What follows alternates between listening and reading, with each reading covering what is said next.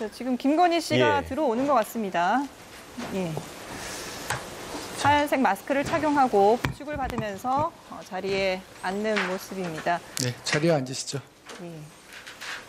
지난번 증인으로 참석할 때와 아. 마찬가지로 흰 예. 셔츠에 김건희 검은색 정장을 피고인이죠. 입고 예. 발의했습니다. 자, 지금 최명성 최주 변호사 예, 주소와 사이에 직업은 착석한 모습이고요. 지난번 공판기일에서 말한 내용과 변동이 없습니까? 예. 판결 내용이 좀 길어서 착석한 상태에서 판결 이후 말하고 주문 선고할 때 자리에서 일어나도록 하겠습니다.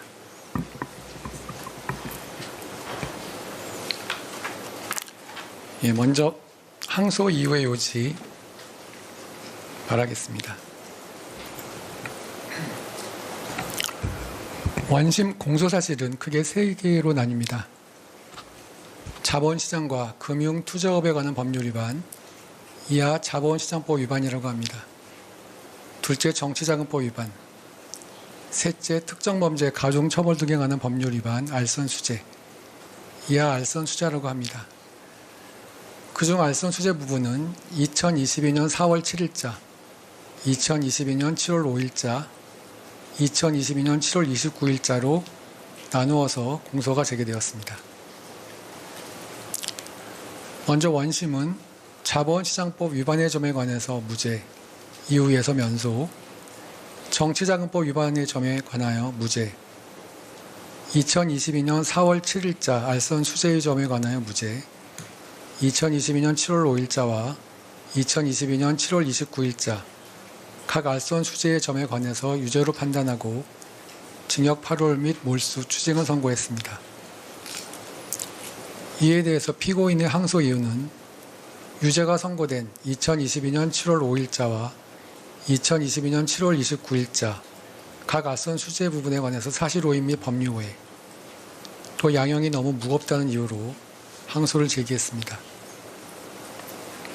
특별검사 측은 무죄, 이후면소 부분인 자본시장법 위반의 점에 관해서 공동정범 성립이나 죄수, 공소시효 등에 관한 사실 오인 내지 법리 오해, 무죄 부분인 정치자금법 위반의 점 및 2022년 4월 7일자 알선 수재의 점에 관해서 사실 오인 내지 법리 오해를 이유로 항소를 제기했고, 유죄 부분인 2022년 7월 5일자 및 2022년 7월 29일자 각 알선 수재 부분에 관해서 양형이 너무 가볍다는 이유로도 항소를 제기했습니다. 먼저 자본시장법 위반 및 자본시장법 위반 방조의 점에 관해서 보겠습니다.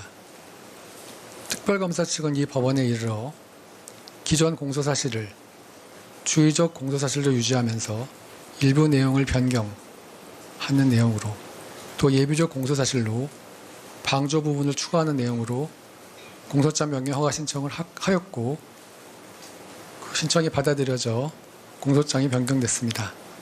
다만 검사의 사실 오인 및 법리 오해 주장은 여전히 이 법원의 심판 대상이 되므로 이에 관해서 아래에서 차례로 살펴보겠습니다.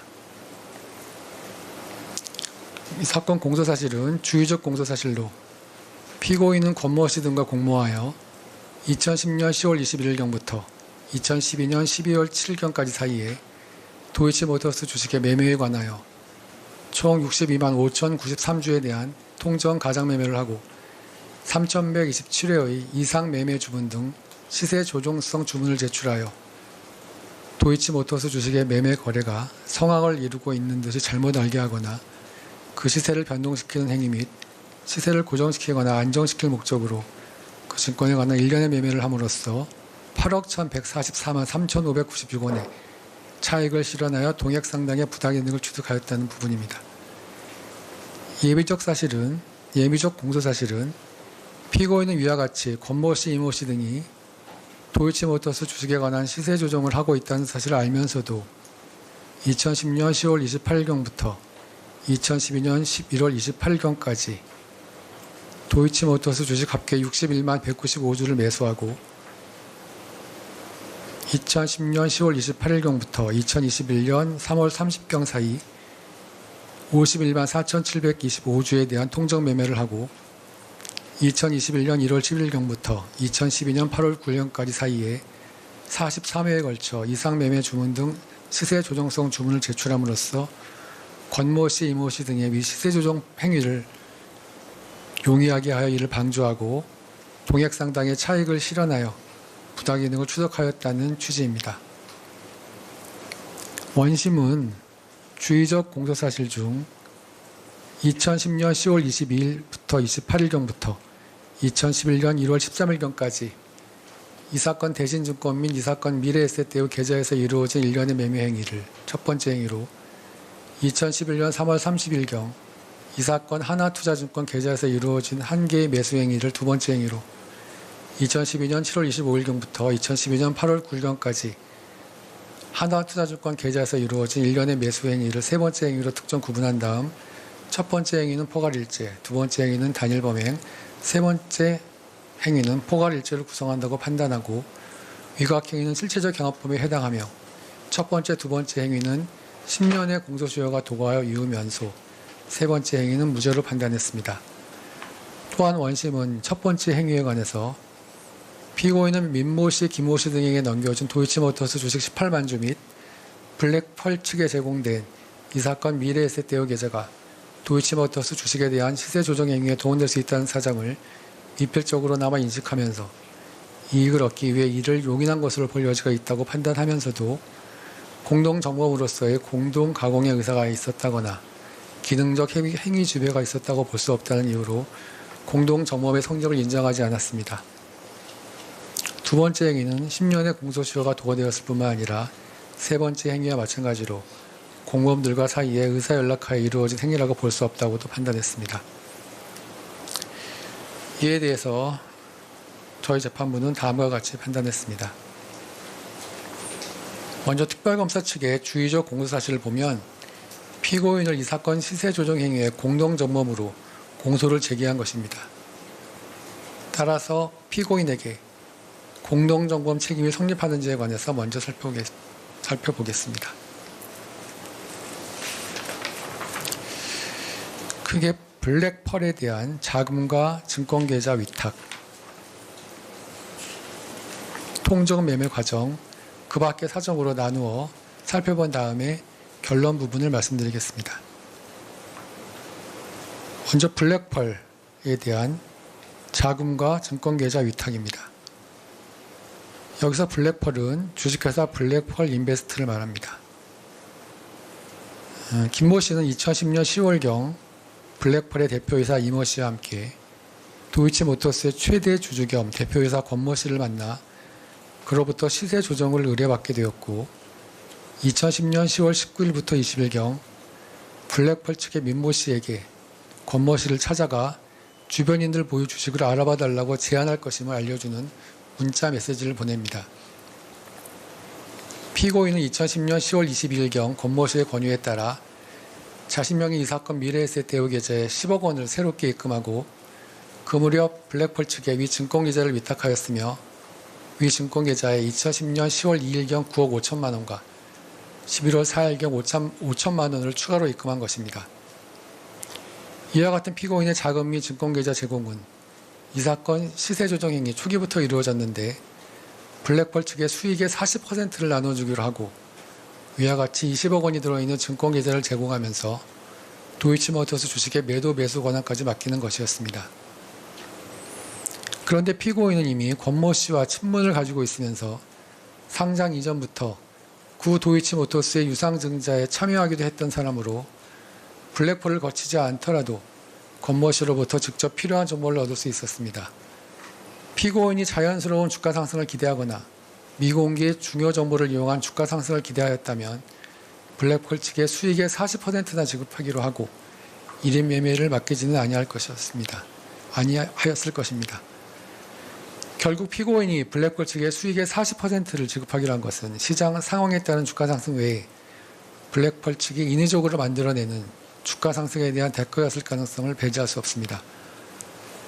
결국 20억 원이 입금된 이 사건 미래에셋대우 계좌를 아무런 인적 물적 담보도 제공받지 아니하고 손실보장 약정도 체결하지 아니한 채 도이치모터스 주식이라는 단일 종목에 대한 1인 매매에 사용할 수 있도록 블랙펄 측에 제공하고 그 수익의 40%까지 주기로 하였다는 것인데, 첫째 20억 원이란 돈은 수익에 대한 어느 정도의 확신이 없는 상태에서 제공하기는 적지 않은 금액인 점, 둘째 그 당시 도이치모터스 주식은 거래량이나 시가총액이 그다지 큰 종목이 아니었던 점, 그럼에도 피고인과 블랙펄 사이에 구체적인 1인 매매 위탁 기간을 정하였거나 원금 대비 수익 내지 손실 비율이 일정한 수준에 도달했을 때 처분하여 수익을 실현하거나 더 큰 손실을 방지하고자 하는 구체적인 약정도 없었던 점, 넷째, 앞서 본 바와 같이 수익의 40%는 블랙펄이 인위적으로 만들어내는 주가 상승에 대한 대가였을 가능성을 배제할 수 없는 점, 다섯 번째, 피고인은 다른 회사 주식이나 채권 등에 대한 분산 투자나 위험 관리 없이 오로지 도이치모터스 주식의 매매에만 사용하기로 하고 블랙펄 측의 위와 같이 이 사건 미래에셋 대우 계좌 및 20억 원의 자금을 제공한 것인 점, 여섯 번째, 그와 같이 증권 계좌와 자금을 제공한 상대방이 정상적인 방법으로 주가를 관리하는 능력이 검증되지 아니한 블랙펄이라는 점에 비추어 볼 때 피고인으로서는 블랙펄 측에 제공된 이 사건 미래에셋 대우 계좌와 자금이 도이치모터스 주식에 대한 시세 조정 행위에 동원될 수 있다는 사정을 미필적으로나마 인식한 것으로 볼 수 있습니다. 피고인은 앞서 본 바와 같이 거액의 자금이든 이 사건 미래에셋 대우 계좌를 블랙펄 측에 제공하였는데, 위 증권 계좌의 경우 주가 상승기 매매 관여 상위 계좌 3위에 올랐고 매수 호가 48만 5,667주 중 35만 5,828주를 측정가 대비 고가 매수 호가로 제출하여 매수 호가 수량 상위 계좌 15개 중에서 그 수량과 비중이 큰 것으로 확인되었습니다. 결국 피고인이 블랙펄 측에 제공한 이 사건 미래에셋 대우 계좌는 그 무렵 이루어진 도이치모터스 주식의 시세 상승에 적지 않은 영향을 미친 것으로 보입니다. 또한 피고인이 이 사건 미래에셋 대우 계좌에 처음 10억 원을 입금한 이후 시세 조정이 이루어지고 있는 도중 두 번 더 자금을 입금하였는데, 이와 같은 피고인의 자금 추가 입금은 그 사이에 이루어진 거래 내역을 확인한 다음 이루어진 것으로 볼 수 있습니다. 또한 피고인은 블랙펄 측에 자금과 이 사건 미래에셋 대우 계좌를 제공하기로 하고 위 증권 계좌에 10억 원을 입금한 날과 같은 날인 2010년 10월 22일경 미래에셋 대우 직원 박모 씨에게 전화를 걸어 통화를 할 거면 휴대폰으로 하는 것이 낫고 사무실 전화는 다 녹음되지 않는다는 취지로 물어봤습니다. 유독 그날 HTS 거래를 하는 방법을 문의하면서 이와 같은 내용의 말을 하였다는 것은 앞으로 이 사건 미래에셋 대우 계좌로 이루어질 도이치모터스 주식 거래에 관해서 흔적을 남기고 싶지 않다는 속내를 드러내는 것으로도 볼 수 있습니다. 또한 피고인은 이 사건 미래에셋 대우 계좌 관련 수사기관에서 진술을 번복하였고 특히 미래에셋 대우 직원 박모 씨와의 통화 녹취록에 배치되는 진술을 하기도 했습니다. 다음으로 공모음절 사이의 수익 분배 약정은 다양하고 특히 순차 공보가 일반적인 시세조정 행위에 따른 수익 분배에 있어서 반드시 모든 공범들의 모든 계좌 내역을 감안해서 수익 분배가 이루어져야 한다고도 볼 수 없습니다. 정산 관련 피고인과 블랙펄 사이에 구체적인 정산 내역이 기재되어 있는 엑셀 파일이 있는데 피고인은 수사기관 조사에서 전혀 알지 못한다고 진술했습니다. 그러나 관련 증거에 따르면 피고인이 2011년 1월 13일 박모 씨로부터 정산에 관한 자문을 받다가 위 엑셀 파일을 팩스로 보낸 것으로 보이고 대화 내용에 비춰볼 때 위 엑셀 파일에 기재되어 있는 내용을 토대로 질문과 대답이 이루어진 것으로 보입니다. 다음으로 도이치모터스 주식 18만 주 매도 과정에 관해서 보겠습니다. 피고인은 2010년 10월 28일 및 2010년 11월 1일 주포 김모 씨, 블랙펄 측의 민모 씨가 실시간으로 지정한 시점인 호가에 이 사건 대신증권 계좌에 있던 도이치모터스 주식 18만 주를 매도했습니다. 피고인은 2010년 10월 28일 김모 씨와 민모 씨가 말해준 시점에 10만 주를 매도한 다음 민모 씨, 김모 씨 등의 결정을 기다리기도 하였던 것으로 보이고 피고인이 단순히 이 18만 주를 매도하고자 하는 것이었다면 김모 씨, 민모 씨가 정한 시점이나 호가에 매도할 필요가 없었습니다. 그리고 피고인이 민모 씨, 김모 씨가 지정한 시점에 매도 주문을 제출한 것은 피고인이 매도하는 주식을 민모 씨, 김모 씨 측이 매수하여 받아간다는 인식이 있었기 때문으로 보입니다. 실제로 18만 주 중 13만 9,383주 부분은 관련 판결에서 통정매매에 의한 시세조정 행위로 판단되었습니다. 자본시장법이 금지하고 있는 시세조정 행위의 일종인 통정매매란 상장 유가증권 또는 협회 중개시장에 등록된 유가증권의 매매 거래에 관해서 양 당사자가 미리 통정한 후 동일 유가증권에 대하여 같은 시기에 같은 가격으로 매수 또는 매도하는 행위인데, 앞서 본 주식 거래의 태양이나 거래의 경위 등에 비춰보면 피고인이 도이치모터스 주식 18만 주를 정해진 시점에 정해진 가격으로 매도한 것은 통정매매에 해당합니다.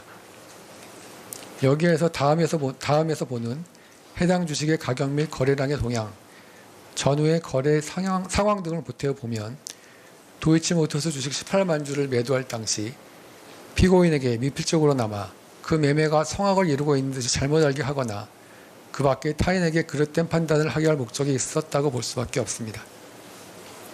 그 이유는 다음과 같습니다. 첫째, 피고인은 당시 주식 거래 경력이 최소 5년 이상이었고 전문적인 수준까지는 아니더라도 나름대로 주식시장에서의 수급과 거래량을 고려하여 매매 여부를 결정할 정도의 주식 거래 경험을 가지고 있었던 것으로 보이며, 특히 2009년 5월경부터는 도이치모터스 주식을 거래해 오면서 도이치모터스 주식의 평소 거래량에 대해서도 잘 알고 있었던 것으로 보입니다. 실제 피고인과 박모 씨 사이에 과거 통화 내역을 보더라도 도이치모터스 주식의 하루 거래량을 알고 있었던 것으로 보입니다. 2010년 10월 28일자 피고인의 매도 주문 수량은 본격적인 시세 조정이 이루어지기 전 평소 하루치 거래량에 맞먹는 10만 주 수준으로 다른 사람들의 매도 주문 수량과 큰 차이가 있었습니다. 또 매도 주문 가격 및 매수 주문 가격도 3,100원으로 동일하였습니다. 또한 2010년 11월 1일자 피고인의 매도 주문 수량은 8만 주 수준으로 마찬가지로 다른 매도 주문 수량과 큰 차이가 있고, 매도 주문 가격 및 매수 주문 가격도 3,300원으로 동일하였습니다. 다음으로 피고인 측은 김모 씨가 검찰 조사에서 이 18만 주 거래에 관해서 주가가 오르기 전에 미리 싸게 주식을 많이 잡아놓는 것이 주 목적이었다고 진술한 점을 들어 당시 거래량을 늘려서 일반 투자자들의 매매를 유도하려는 목적이 주된 것은 아니었다고 주장하고 있습니다.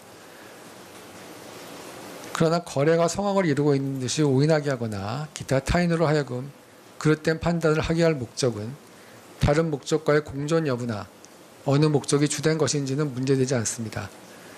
또한 그 목적에 대한 인식 정도는 적극적 의혹이나 확정적 인식임을 요하지 아니하고 미필적 인식이 있으면 족합니다. 실제 김모 씨는 진술 과정에서 부수적이긴 하지만 시장에서 주식을 주고받으니 거래량이 늘어나는 효과가 있다는 취지로도 진술했습니다. 이모 씨의 검찰 진술 내용도 이에 부합하는 취지입니다. 다섯째, 또한 피고인 측은 2010년 10월 8일 하루 만에 27만 주를 처분한 점을 드나 도이치모터스 주식 18만 주를 매도한 것은 통정매매에 해당하고 피고인이 단순히 수익 실현을 위해서 27만 주를 매도한 것과는 구별되어야 합니다. 더구나 2010년 10월 8일자 주식 거래량은 무려 305만 2,105주에 이르고 305만 2,105주에 이르고, 이는 2009년 12월경부터 2012년 12월경까지 기간 중 최고 거래량에 해당됩니다. 결국 피고인은 시세 조정 행위에 동원될 수 있다는 사정을 인식하면서도 위 18만 주를 블랙홀 측에 제공하려 하였던 것일 뿐만 아니라 그중 13만 9,383주의 거래는 그 자체로 시세 조정 행위에 해당하는 통정 매매에 해당하고 피고인은 이에 가담한 것으로 보아야 합니다.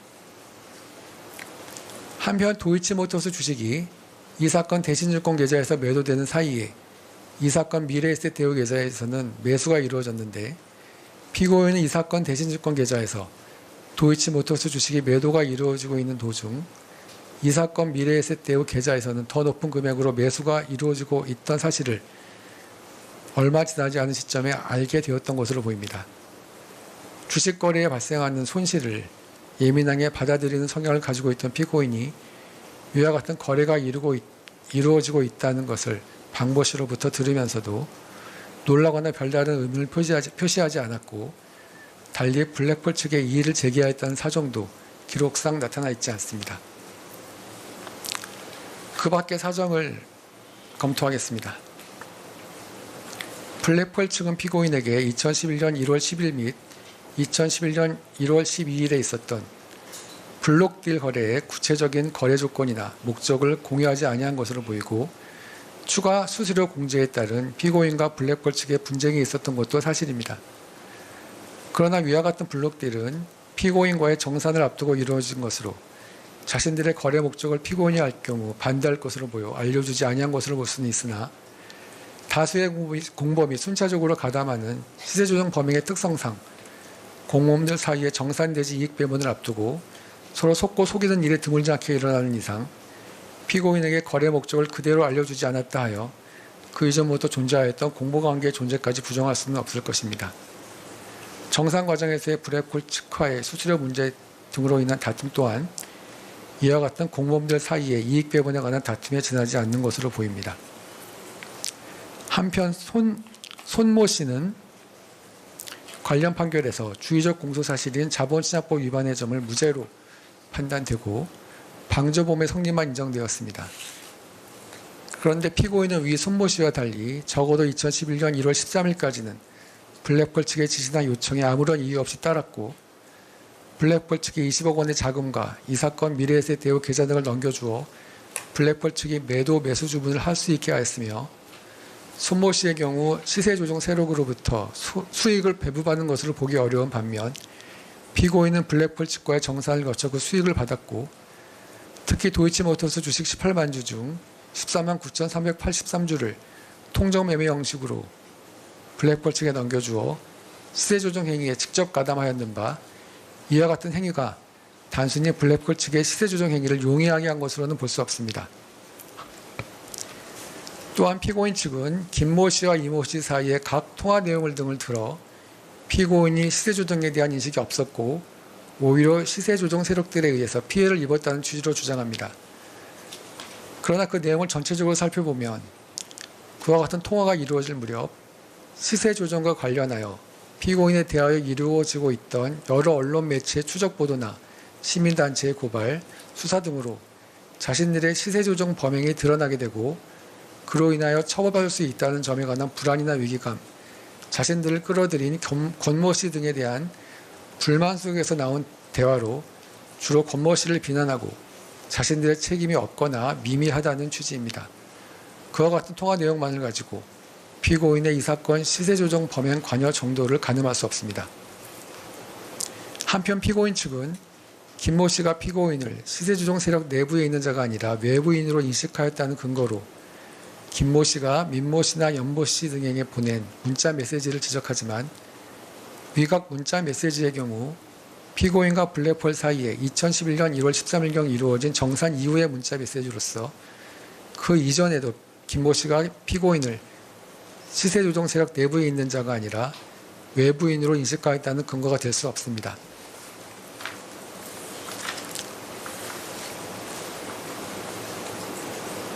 공범에 관한 법리와 앞서 살핀 여러 사실 및 사정을 종합하면 도이치모터스의 대표이사이자 대주주인 권모 씨는 김모 씨, 블랙펄 등 시세조정 세력과 함께 도이치모터스 주식에 대한 시세조정을 하기로 순차 공모하고 피고인은 이와 같은 권모 씨의 권유로 시세조정 행위를 주도한 블랙펄 측에 합계 20억 원의 자금이 든 이 사건 미래에셋 대우 계좌를 위탁하여 시세조정 행위에 사용하게 하고 그 수익을 6대 4로 나눴으며 김모 씨와 블랙펄 측이 실시간으로 지정한 시점 및 호가에 이 사건 대신증권 계좌에 있던 자신의 도이치모터스 주식 18만 주를 매도하면서 그중 적어도 관련 판결에서 유죄가 인정된 13만 9,383주를 통정매매 방식으로 블랙펄 측에 넘겨주어 시세조정 행위에 가담한 것으로 보아야 합니다. 이에 따라 단순히 블랙펄 측에 제공된 이 사건 미래에셋 대우 계좌 및 자금과 블랙펄 측에게 매도한 도이치모터스 주식이 시세조정 행위에 동원될 수 있다는 사실을 알고 이를 용인함을 넘어서 블랙펄 등의 시세조정 행위에 대하여 공동 가공의 의사를 가지고 기능적 행위 지배를 통하여 가담한 것으로 인정할 수 있습니다. 결론적으로 공동정범 책임은 인정된다는 것이 저희 재판부 판단입니다. 다음으로 피고인에게 공동정범 책임이 인정되지 아니하거나 시세조정 행위에 해당하지 아니하는 부분에 대해서 말씀드리겠습니다.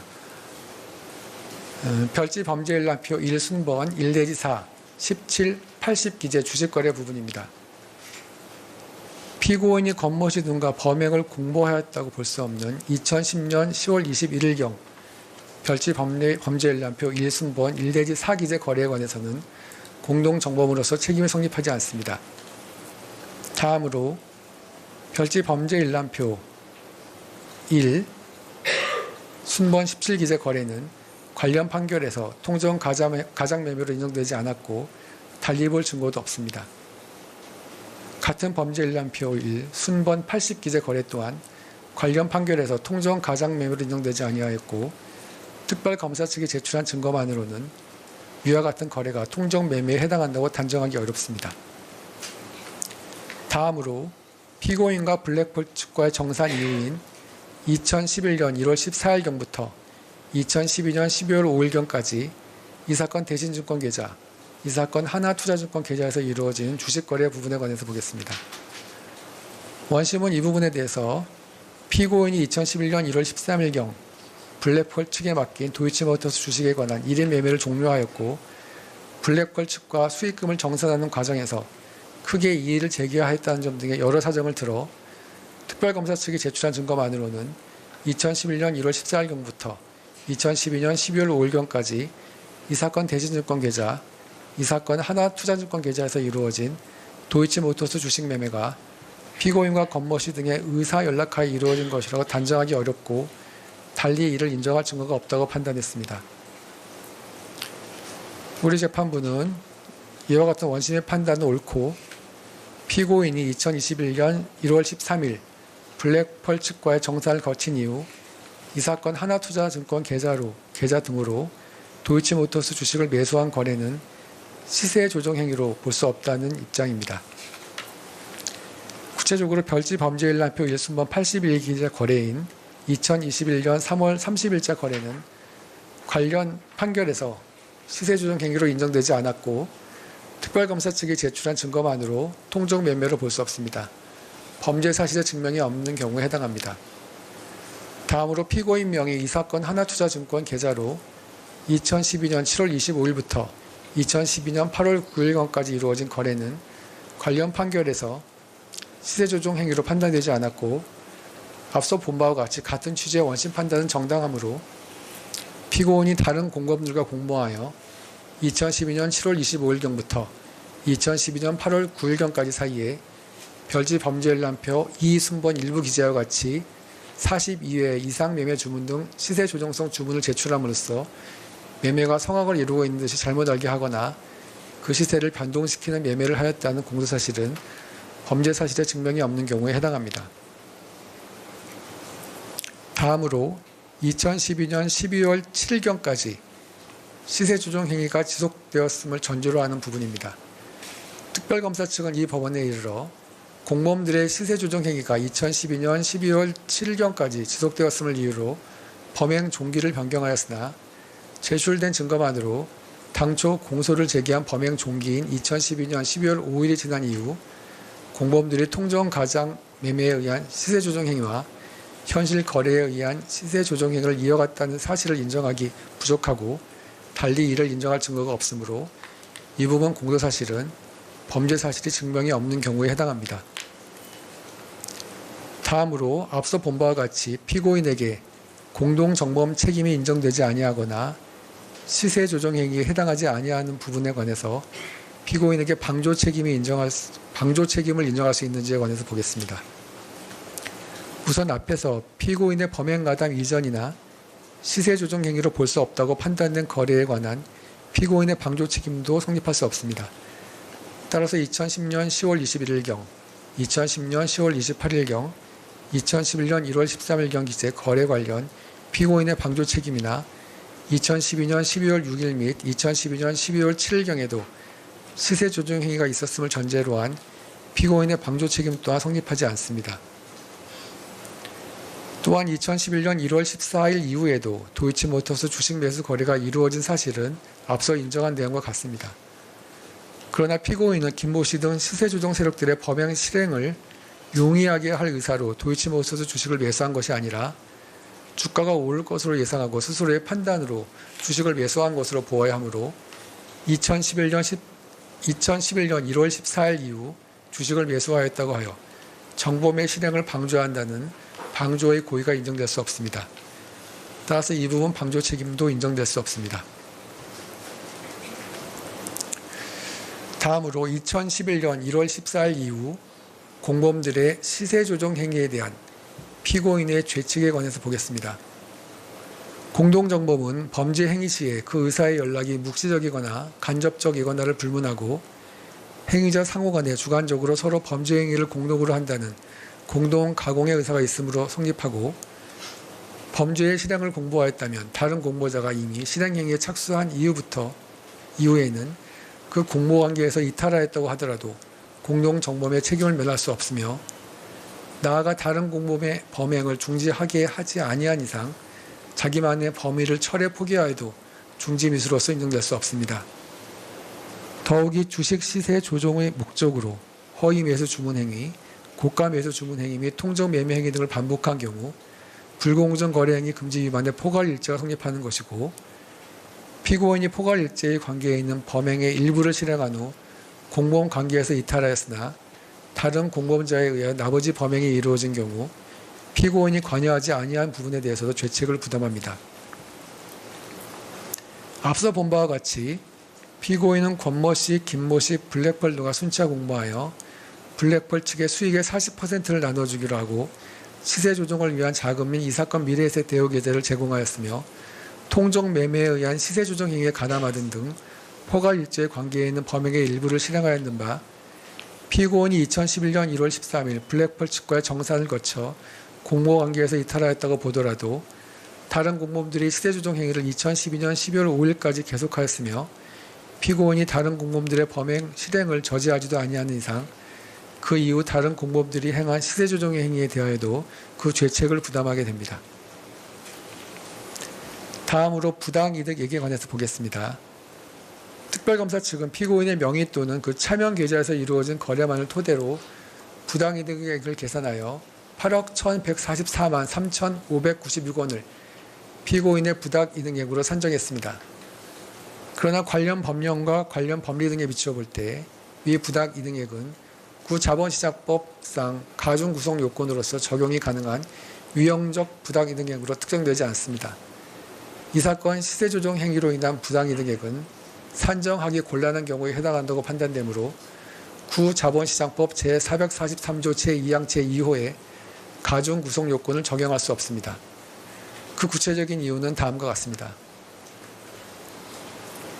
첫째, 자본시장법 시행령 별표의 부당이득액의 산정 방식에 따르면 여러 사람이 공동으로 위반 행위에 가담한 경우에는 해당 위반 행위로 발생한 부당이득액을 위반 행위자별 부당이득액으로 한다고 규정하고 있는 바 이는 다수가 관여하는 시세조정 범죄의 특성상 위반자들이 다수의 계좌를 이용하는 경우가 많고 이때 공범들별로 시세조정에 이용되는 계좌와 이익을 실현한 계좌가 일치하지 않을 수 있기 때문입니다. 이와 같은 방식으로 이 사건 시세조정 행위 전체로부터 발생한 부당이득액을 산정하려면 전체 공범들의 도이치모터스 주식 보유 및 거래 현황 등이 밝혀져야 하는데 특별검사가 제출한 증거들만으로는 이를 인정하기 부족합니다. 한편 관련 판결에서 검사가 공소를 제기한 부당이득액을 전제로 계산하더라도 그 거래 비용을 알 수 있는 자료가 없고 관련 판결에서도 부당이득액을 산정할 수 없다는 취지로 판단하였습니다.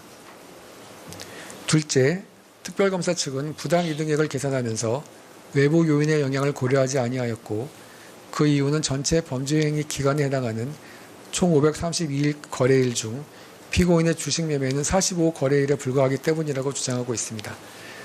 그러나 피고인이 주식을 매도한 시기 중 2010년 10월경부터 2011년 1월경은 외부 요인의 영향을 가장 많이 받은 시점이었습니다. 확정된 관련 판결에서도 도이치모터스 주가의 등락이 있었던 2010년 10월경부터 2011년 1월경까지 사이에는 주가에 영향을 미치는 여러 외부 요인이 존재하였던 사정이 인정되었습니다.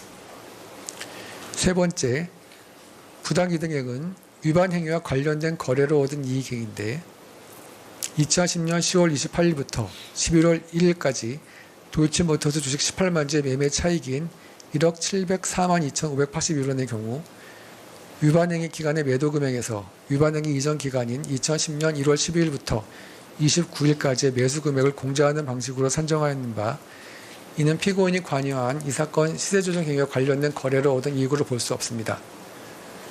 또한 피고인이 2010년 1월 12일부터 29일경 향후 이 사건 조정행위가 이루어질 것을 미리 예상하고 그 전에 주식을 취득한 경우로 볼 수도 없습니다.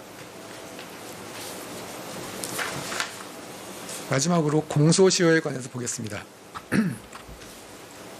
동일 죄명에 해당하는 수개의 행위를 단일하고 계속된 범위 하에 일정 기간 계속하여 행하고 그 피해 법익도 동일한 경우에는 이들 각 행위를 통틀어 포괄일체로 처단하여야 하고 그 경우 소멸시효는 최종의 범죄 행위가 종료한 때부터 진행합니다.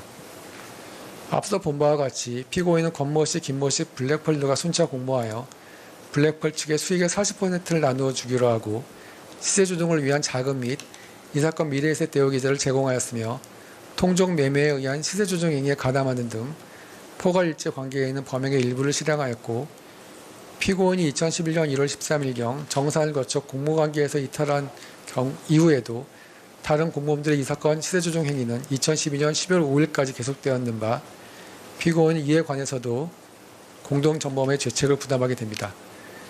이러한 시세조정 행위는 단일하고 계속된 범위로 일정 기간 계속하여 행해진 것이므로 위 행위에 대하여 포괄하여 하나의 자본시장법 위반죄가 성립한다고 보아야 하고 위 행위로 인한 범죄 행위의 종료 시기는 다른 공모범들이 범행을 마친 2012년 12월 5일경으로 보아야 합니다. 그런데 그 공소시효 10년이 도고하기 전인 2021년 10월 25일경부터 이 사건 공소사실에 피고인의 공범으로 적시된 이모씨 등에 대해서 순차로 공소가 제기되었고 그 유죄 판결이 2025년 4월 3일 확정되었으며 민모씨에 대하여 그 이전이 2022년 12월 15일 공소가 제기되어 현재 항소심 계속 중이며 관련 특검법 부칙 제4조에 따라서도 공소시효가 정지되는 이상 2012년 12월 5일경부터 공소시효가 진행된다고 볼 경우 이 사건 공소가 제기된 2025년 8월 29일 기준으로 공소시효가 도과되지 아니하였습니다. 결론적으로 먼저 원심 판결의 무죄 부분 중 자본시장법 위반의 점에 대해서는 공소장 변경으로 인한 직권 파기 사유가 있고 다음으로 이 부분 주의적 공소 사실인 자본시장법 위반의 점 중 앞서 본 무죄 부분을 제외한 부분에 대해서는 유죄가 인정됨에도 그 판시와 같은 이유로 이 부분 공소사실을 무죄, 일부 이유 변소를 판단한 원심은 사실을 오인하거나 법리를 오해하여 판결에 영향을 미친 잘못이 있습니다. 검사의 이 부분 항소 이유 주장은 위 인정 범위에서 이유 있습니다.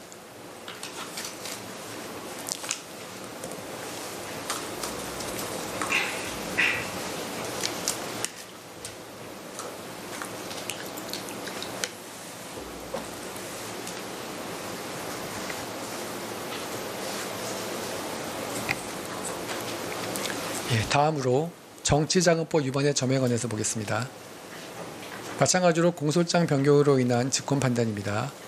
특별검사 측은 이 법원에서 피고인의 정치자금법 위반의 점에 관해서 피고인의 관여 부분을 구체화하는 내용의 공소장 변경 허가 신청을 하였고 이 법원이 이를 허가함으로써 심판 대상이 변경되었습니다. 다만 특별검사의 사실오해 및 법리오해의 주장은 변경된 공소사실의 범위 내에서 여전히 이 법원의 심판 대상이 됩니다. 변경 후 공소사실의 요지를 말씀드리겠습니다.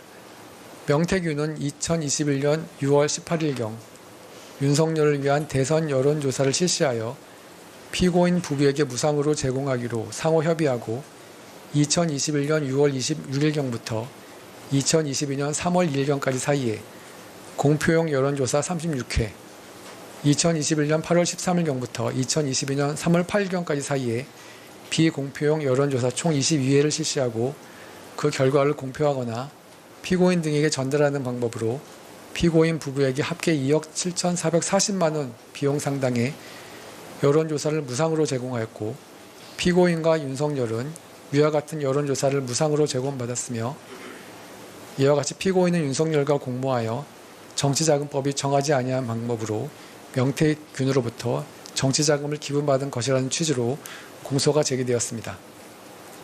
원심은 명태균이 무상으로 여론조사 결과를 피고인 부부에게 제공하였고 그 대가로 피고인 부부가 영향력을 행사하여 김영선이 국회의원 선거 공천을 받은 것이 아닌가 하는 의심이 가나 아래와 같은 사정에 비추어 보면 명태균이 피고인 부부에게 전속적으로 제공하기 위하여 여론조사를 실시한 것이 아니라 자신이 운영하던 미래한국연구소의 영업활동의 일환으로 정기적으로 실시하던 여론조사 결과를 피고인 부부를 비롯하여 여러 사람들에게 배포한 것으로 보일 뿐이어서 이를 두고 피고인 부부가 여론조사 비용 상당의 재산상 이익을 취득한 것으로 볼 수 없다고 보아 이 부분 공소사실을 무죄로 판단했습니다. 원심이 무죄로 판단한 근거로 둔 사정을 간단하게만 말씀드리면 다음과 같습니다.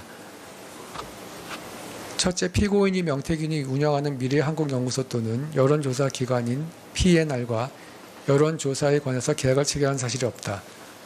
둘째, 여론조사의 실시 여부 및 방법, 여론조사 결과의 공표나 배포 등에 관해서 명태균이 피고인의 지시를 받았다고 인정할 증거가 없고 오히려 명태균이 여론조사 수행 방식, 공표 여부 및 배포 상대방 등을 정한 것으로 보인다.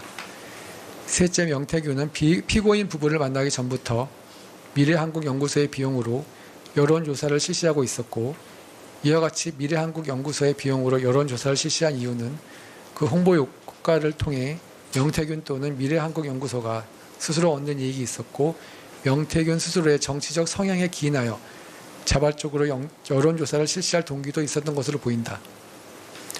넷째, 명태균은 이미 지방자치단체 관련 선거에서 입후보하려는 예비 후보자들이나 그 여론조사를 의뢰한 사람들로부터 받은 돈으로 여론조사 비용을 충당한 것으로 보인다. 다섯째, 이 사건 비용 집계표는 기재된 비용이 과도하게 계산되었고 피고인 부부가 관여한 바 없는 뉴데일리의 비용 부담에 관한 부분도 포함되어 있는 바 대통령 당선인의 배우자인 피고인에게 허위 내용이 기재된 서류로 비용을 청구한다는 것은 납득하기 어려우므로 명태균이 피고인에게 이 사건 비용 집계표를 제시하며 비용 청구를 하였을 것으로는 보이지 않는다. 여섯째, 피고인 부부가 여론조사의 대가로 김영선의 공천을 약속하였다면 명태균이 지속적으로 연락하여 재차 김영선의 공천을 부탁할 이유가 없고 김영선의 공천은 국민의힘 공천관리위원회에서 위원들 사이의 토론을 거쳐 투표에 의해 결정된 것으로 보이며 공천은 피고인의 선물이라는 취지의 명태균의 발언은 평소 그의 발언 등에 비추어 그대로 믿기 어려우므로 여론조사의 대가로 김영선에 대한 공천을 약속한 것으로 단정하기 어렵다. 마지막으로 피고인이 정치활동을 하는 자인 윤석열의 당선을 도왔다고 하더라도 그것만으로 피고인이 정치자금법상 정치활동을 하는 자에 해당한다고 볼 수 없고 공소사실만으로는 피고인의 기능적 행위지배가 무엇인지 파악할 수 없다는 등의 이유를 들었습니다. 이에 대해서 우리 재판부는 다음과 같이 판단을 했습니다. 여론조사 비용은 정치활동에 소요되는 비용, 즉 정치자금으로 볼 수 있고 무상으로 여론조사를 제공하는 것은 이와 같은 정치자금을 부담하거나 지출하는 경우 또는 그 밖의 이익을 제공하는 경우에 해당합니다.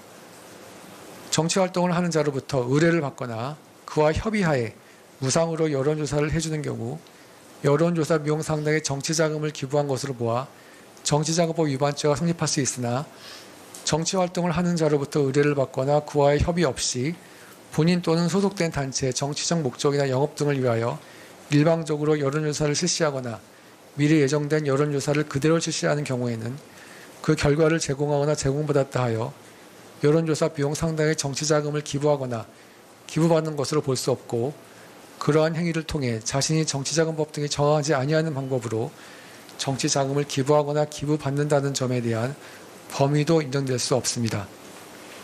앞서 본 바와 같이 원심이 든 여러 사정, 다만 다음에서 본 바와 같이 원심이 든 일부 사정은 무죄 판단의 근거로 삼지 않습니다.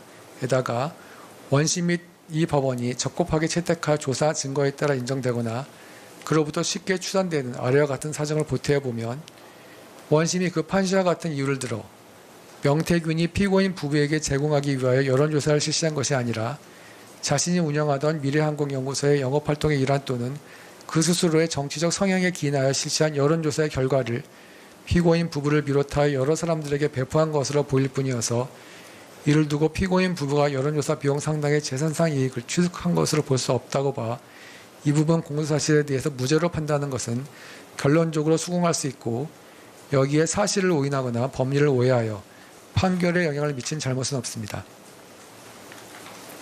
첫째, 피고인이 2021년 6월 18일경 명태균을 만나 여론조사를 의뢰하였다거나 상호 협의하고 이를 윤석열에게 전달하였으며 이에 따라 명태균이 2021년 6월 26일경부터 이 사건 여론조사를 실시한 것으로 볼 수 있는지에 관해서 봅니다. 먼저 이 부분 공소사실은 명태균이 정치활동을 하는 자인 피고인 부부에게 여론조사를 무상으로 제공하였다는 취지이므로 여론조사 관련 계약서의 작성 여부는 정치자금법 위반죄 성립과 직접적인 관련이 없습니다. 따라서 여론조사 관련 계약의 체결이나 계약서가 작성되지 아니하였다고 하여 정치자금법 위반죄가 성립하지 않는다고 볼 수는 없습니다. 그런데 앞서 인정한 바와 같이 머니투데이는 미래한국연구소와 공동으로 2021년 4월 18일경부터 2021년 7월 3일경까지 11차례에 걸쳐서 제20대 대통령 선거에 대한 여론조사를 진행한 후 이를 공표하였습니다. 실제로 위 기간 동안 제작된 여론조사 보고서의 제목은 정례조사 결과 보고서입니다.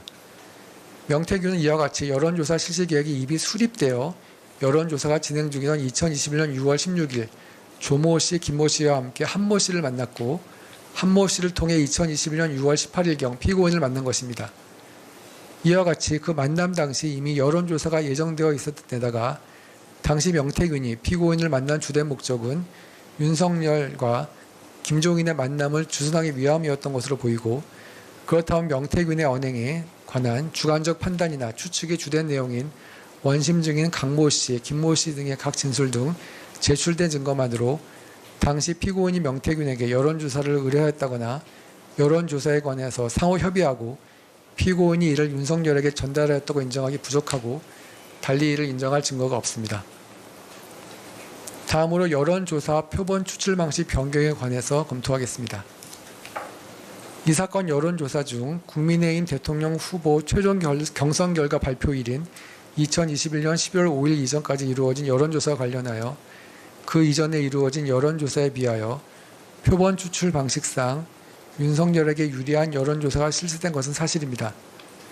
그러나 명태균과 윤석열 사이의 2021년 7월 14일자 문자 메시지는 여론조사 표본 추출 방식을 설명하는 것일 뿐 그와 같은 사정만으로 그 무렵 윤석열 또는 피고인이 명태균에게 그와 같은 표본 추출 방식에 대한 여론조사를 의뢰하였거나 그와 같은 여론조사 실시에 관해서 협의를 한 것으로 볼 수 없습니다. 또한 위와 같이 문자 메시지를 전송하기 이전인 2021년 7월 3일자 머니투데이와 여론조사 당시 이미 여론조사 방식은 유선전화 10% 방식으로 변경되어 유선전화 비율이 일부 증가되었습니다. 머니투데이가 공동 진행을 중단함에 따라 명태균은 뉴데일리와 예정된 여론조사를 진행하였는데 그 과정에서 여론조사 방식이 유선전화 15% 방식으로 변경된 것으로 보입니다. 또 그 이후 2021년 7월 31일자 세계일보와의 여론조사, 2021년 8월 8일자 영남일보와의 여론조사의 경우 유선전화 10% 방식으로 이루어졌는데 피고인 부부의 의뢰 또는 피고인 부부와의 협의하에 윤석열에게 유리한 방식으로 뉴데일리와의 여론조사 표본 추출 방식이 변경된 것이라면 그 이후 이루어진 세계일보 및 영남일보 여론조사 표본 추출 방식이 변경 전 머니투데이와의 여론조사 표본 추출 방식과 동일하다는 점이 쉽게 설명되지 않습니다.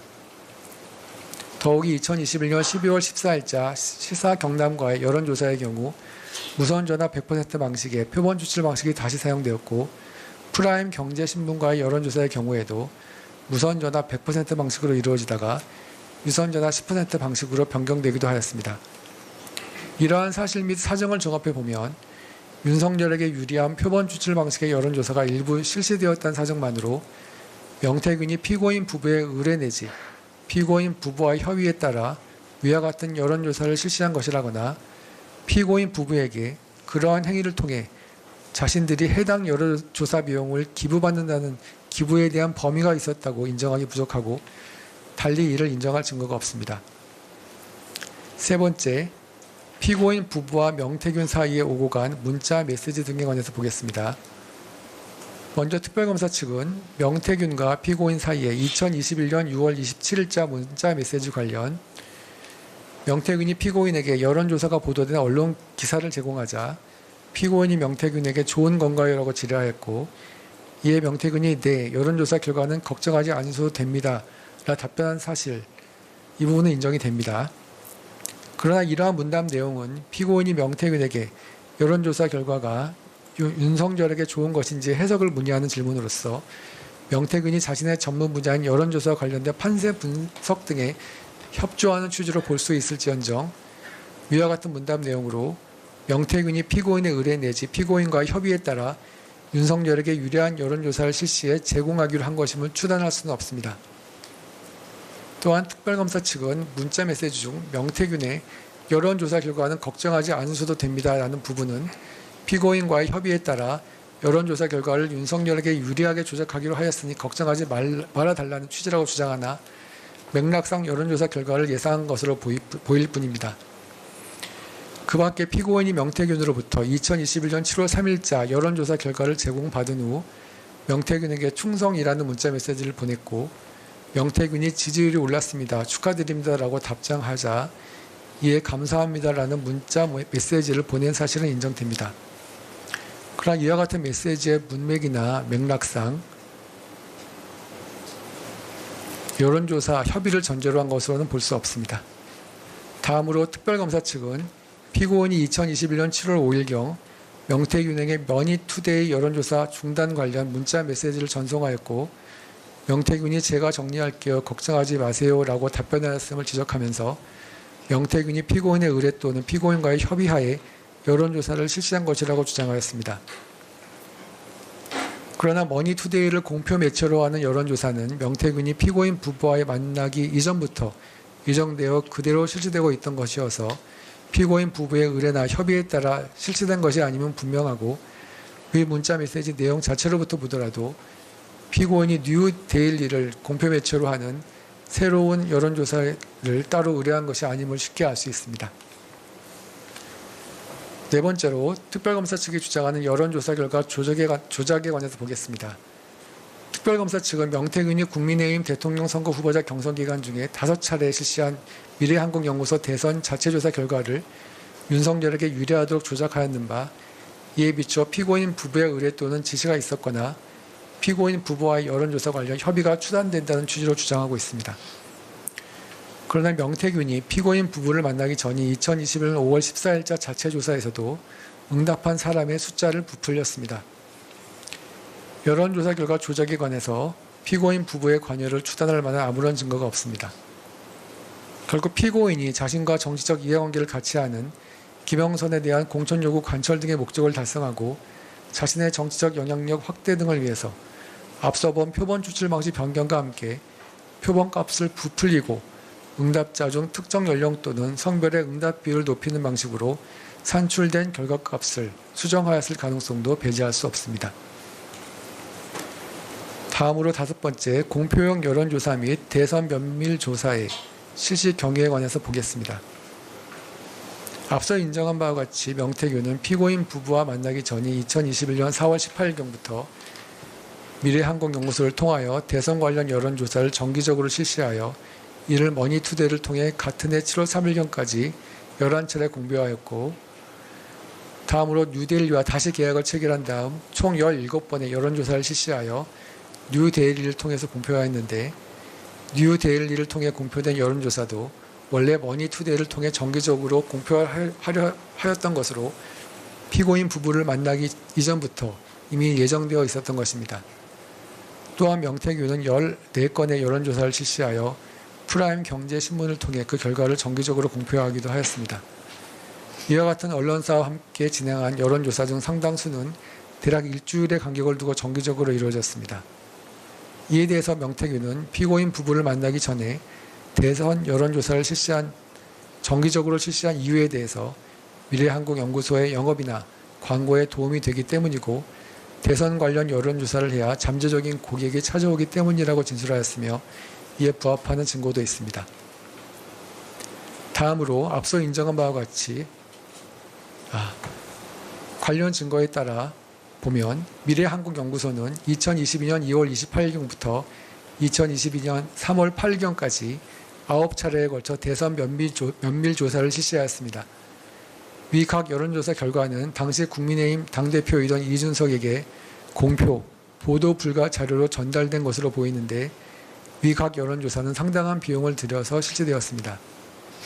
그러나 앞서 본 바와 같이 표본 추출 방식상 윤석열에게 유리한 여론조사가 아닐 뿐만 아니라 제4차부터는 공직선거법에 따라 외부에 공표될 수 없는 이른바 깜깜이 기간에 실시되었는 바 피고인 부부에게 전달되지 아니하여도 피고인 부부에게 유리한 정치적 효과를 발생시킬 수 있는 여론조사도 아니었고 피고인에게 전달된 시점 등에 비추어 보더라도 윤석열의 정치적 입지 강화에 사용될 것이 예정되어 있었던 것으로 볼 수도 없습니다. 따라서 위 여론조사의 경우 명태균 스스로의 정치적 영향력 확대 등 필요에 따라 실시되었거나 미래한국연구소가 영업활동의 일환으로 실시한 여론조사로 보일 뿐이고 피고인 부부의 의뢰나 피고인 부부와 협의하에 실시된 것으로 추단할 만한 다른 사정도 없습니다. 6번째, 여론조사 결과의 전달 대상에 관해서 보겠습니다. 이 사건에서 공소가 제기된 총 58회의 여론조사 중 피고인 부부에게 전달된 것은 공표용 10건, 비공표용 4건에 불과하고 특히 공표용 10건 중 5건은 공표가 이루어진 후 피고인 부부에게 전달되었습니다. 또한 명태균은 위 여론조사 결과 중 일부를 피고인 부부 외에 다른 사람들에게도 함께 전송하였는데 피고인 또는 윤석열에게만 전달된 여론조사 결과는 단 3차례에 불과했습니다. 그런데 명태균이 피고인 부부에게 그 결과를 보고할 계획도 없이 단지 그와 같은 여론조사가 결과적으로 윤석열의 정치적 입지 강화, 이른바 밴드웨건 효과에 도움이 될 수도 있다는 정도의 사정만으로 상당한 액수의 돈이 드는 여론조사를 피고인 부부로부터 의뢰를 받거나 그들과 협의하에 실시한 것으로 보기는 어렵습니다.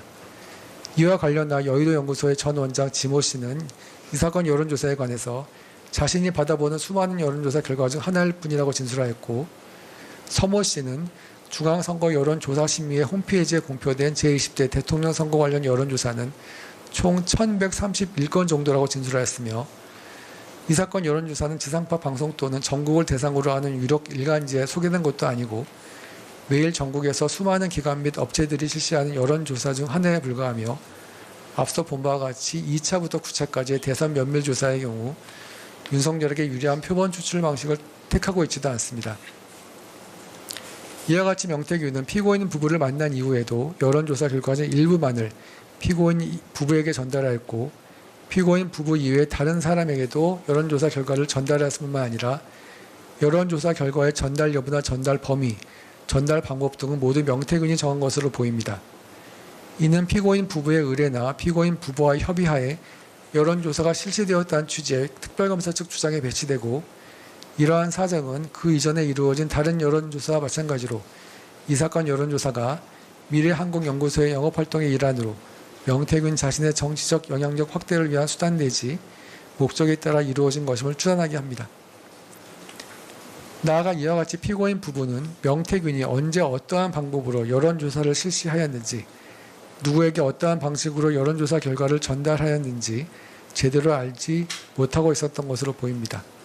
그와 같이 보이는 이상 명태균이 한 이 사건 여론조사 비용 상당의 금액을 정치자금으로 기부받는다는 점에 대한 범위가 쉽게 인정될 수도 없습니다. 7번째, 이 사건 여론조사의 대가로 피고인 부부가 김영선의 공천을 약속하였는지에 관해서 보겠습니다. 명태균이 피고인 부부 한모 씨, 이준석 등에게 김영선의 공천을 부탁하는 등 제21대 국회의원 창원시 의창구 보궐선거와 관련하여 김영선의 공천을 위한 많은 노력을 하였고 그것이 공천에 어느 정도 영향을 미쳤다고 볼 여지가 있으며 윤석열도 김영선의 공천을 위하여 상당한 노력을 한 것으로 보입니다. 그러나 미래한국연구소는 이미 언론사와 공동 발표를 전제로 하거나 그 영업을 위하여 여론조사를 실시할 예정이었고 실제로 예정된 여론조사를 실시하였던 바 윤석열이 김영선의 공천에 영향을 미쳤는지 여부는 변론으로 하고 여론조사를 실시해 준 대가로 김영선에 대한 공천을 약속한 것으로 단정할 수 없습니다. 특별검사 측이 지적한 바와 같이 명태균의 부탁을 받은 피고인 부부가 실제 김영선의 공천 과정에서 영향력을 행사했는지, 그에 따라 김영선의 공천이 결정되었는지 여부가 쟁점이 아니라 피고인 부부가 미래한국연구소 또는 명태균이 윤석열을 위한 여론조사를 무상으로 실시해 준 대가로 김영선에 대한 공천을 약속하였는지가 쟁점인데, 2022년 4월 28일경 명태균이 피고인에게 보낸 문자 메시지의 내용, 2022년 5월 9일경 명태균과 이준석 사이에 오고 간 문자 메시지의 내용 및 같은 날 순차로 이루어진 피고인 부부와 명태균 사이의 통화 내용에다가 윤상현의 검찰에서의 진술 내용 등을 모두 모아 보더라도 여론조사 내지 여론조사 비용을 김영선의 공천과 연관지을 수 있게 하는 내용이 포함되어 있지 않습니다. 따라서 피고인 부부가 명태균이 여론조사를 실시해 준 대가로 김영선에 대한 공천을 약속한 것으로 보기는 어렵습니다. 그 밖에도 특별검사 측은 여러 가지 주장을 하였는데 일부 주장은 생략을 하고 비용 집계표에 관련된 주장에 관해서 보겠습니다.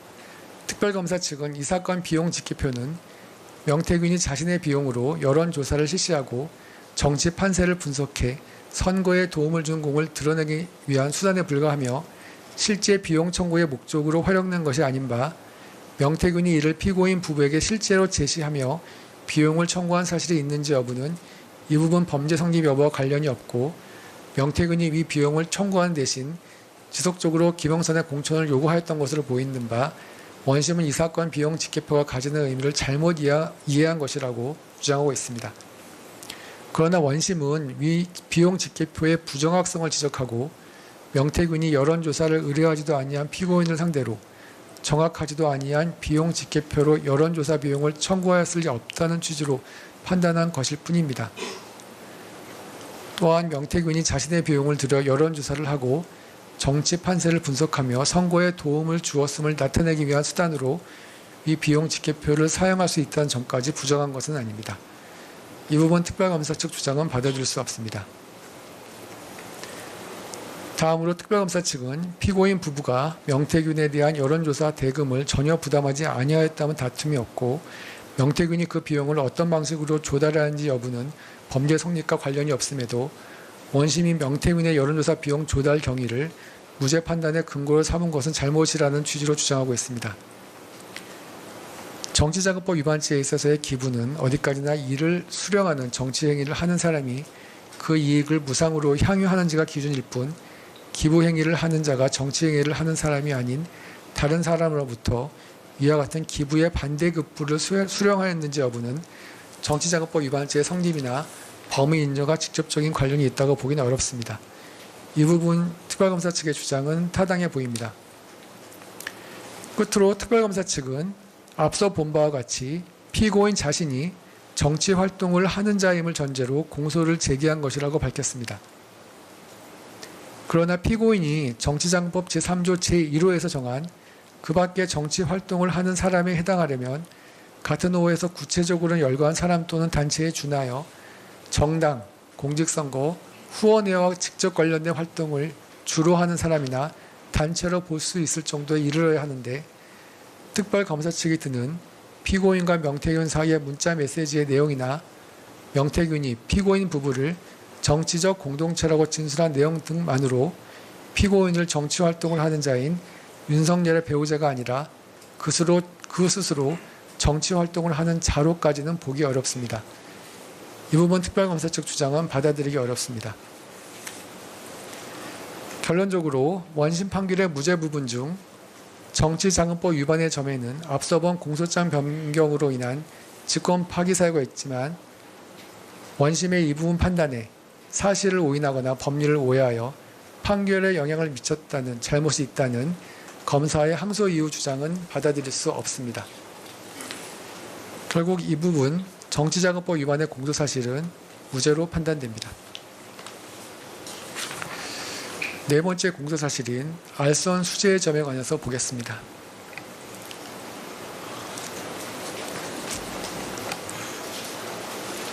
세 번째 공소사실입니다. 세 번째 공소사실인 알선 수재의 점에 관해 보겠습니다. 이 부분 공소사실을 보면 피고인은 전모 씨와 공모하여 대통령 등 공무원의 직무에 속한 사항에 관하여 청탁 또는 알선을 한다는 명목으로 윤모 씨로부터 2022년 4월 7일 802만 원 상당의 샤넬 가방 등을 수수하고 2022년 7월 5일경 1271만 원 상당의 샤넬 가방 등을 수수하며 하였으며 2022년 7월 29일경 6,220만 원 상당의 그라프 목걸이를 수수하여 총 3회에 걸쳐 합계 8,293만 원 상당의 금품을 수수하였다는 취지입니다. 관련된 법리를 보면 막연한 기대감 속에 금품 등을 교부하고 금품 등을 수수하는 자 역시 공여자가 그러한 기대감을 가지고 금품 등을 교부하는 것이라고 짐작하면서 이를 수수하였다는 정도의 사정만으로는 알선 주체가 성립한다고 볼 수 없으나 반드시 알선의 상대방인 공무원이나 그 직무의 내용이 구체적으로 특정될 필요는 없고 청탁 또는 알선을 한다는 명목은 금품이나 이익을 수수하는 사람 사이에 묵시적으로 존재하여도 무방하며 수수하는 금품이 알선 행위에 대한 대가로서의 성질을 가진다는 사정을 피고인이 미필적으로라도 인식하면서 묵인한 채 이를 수수한 것으로 볼 수 있으면 알선 수재죄의 범위는 충분히 인정이 됩니다. 2022년 4월 7일자 알선 수재의 점에 관해서 보겠습니다. 원심은 피고인이 2022년 4월경 자신에게 샤넬 가방 등이 전달될 당시 그 물건이 어떠한 청탁과 관련하여 공유된 것인지에 대한 인식은 없었던 것으로 보이고 2022년 4월 23일경부터 전모 씨로부터 문자 등을 전달받은 이후 청탁의 구체적인 내용을 인식하게 된 것으로 보이는 바 청탁이 존재한다고 볼 수 없으므로 청탁의 존재를 전제로 하여 알선의 명목으로 금품을 받은 것으로 볼 수 없다고 판단하였습니다. 이에 따라 이 부분 알선 수재의 점을 무죄로 판단하였습니다. 우리 재판부의 판단입니다. 먼저 전모 씨라는 별도의 전달 창구가 있는 상태에서 2022년 3월 30일경 윤모 씨와 피고인 사이에 최초로 이루어진 통화에서 명시적인 청탁 내용이 없었는 것은 오히려 자연스러운 측면도 있습니다. 전모 씨가 피고인에게 윤모 씨가 큰일을 상의하기 위한 비밀 만남을 요청한다는 말을 전달한 것은 2022년 4월 23일경이며 유엔 제5사무국 유치를 의논하고 싶다는 말을 전달한 것도 2022년 4월 30일경이긴 합니다. 그러나 피고인이 2022년 4월 7일경 전모 씨를 통하여 윤모 씨로부터 고가의 가방 등을 전달받을 당시 그 청탁이 곧바로 명시적으로 구체적으로 이루어질 것임을 전제로 이미 윤모 씨에게 통일교의 사업을 위하여 대통령의 직무에 속하는 사항에 관하여 정부의 협조를 구하고자 하는 묵시적인 청탁 의사가 존재함을 알았던 것으로 보이고 실제 2022년 4월 23일경 윤모 씨의 의사가 전달되기도 한 이상 단지 향후 친문관계 형성에 대한 막연한 기대감 속에서 시가 800만 원이 넘는 위 가방 등의 교부 수수가 이루어진 것으로 볼 수는 없습니다. 구체적인 이유는 다음과 같습니다. 첫째, 2022년 4월 7일 이전에 유엔 제5사무국 한국 유치 등과 관련한 통일교 측의 구체적인 현안이 있었고 이미 윤석열 당선자에게 그와 같은 사실이 전달된 상태이기도 하였는 바 윤모 씨에게는 이미 그 무렵부터 통일교의 사업을 위하여 대통령의 직무에 속하는 사항에 관하여 정부의 협조를 구하고자 하는 의사가 있었습니다.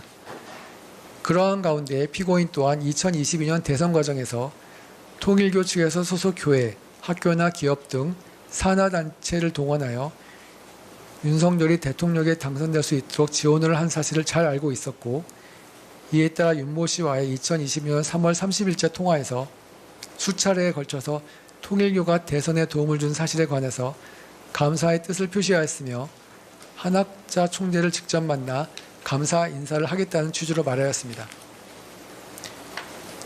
세 번째, 피고인은 위 통화에서 자신이 윤모 씨에게 건 전화번호가 자신이 비밀리에 사용하는 번호라고 말한 다음 의견 줄 것 있으면 위 번호로 꼭 연락달라고 하였습니다. 이는 윤모 씨나 통일교 측의 청탁을 염두에 둔 것으로 볼 수 있고 실제 윤모 씨는 당시 피고인에게 연락 올리는 영광을 달라고 하였으며 이에 대해 피고인은 전화 못 받으면 당일 꼭 연락하겠다고까지 말했습니다. 이는 단순한 인사치레로 보긴 어렵고 피고인의 경우 통일교 차원에서 새로운 정부에 대한 협조를 바라는 입장이었던 반면 윤모 씨의 경우 통일교의 사업을 위하여 그 남편인 윤석열에 대한 피고인의 적극적인 영향력 행사를 바라는 입장이었으며 상대방의 의사를 서로 잘 알고 있었던 것으로 보입니다. 네 번째, 전모 씨 또한 2022년 3월 30일경 통일교 측의 이모 씨에게 은혜를 갚지 않으면 안 된다고 피고인에게 말하였고 피고인이 납득했다는 취지로 말하였습니다.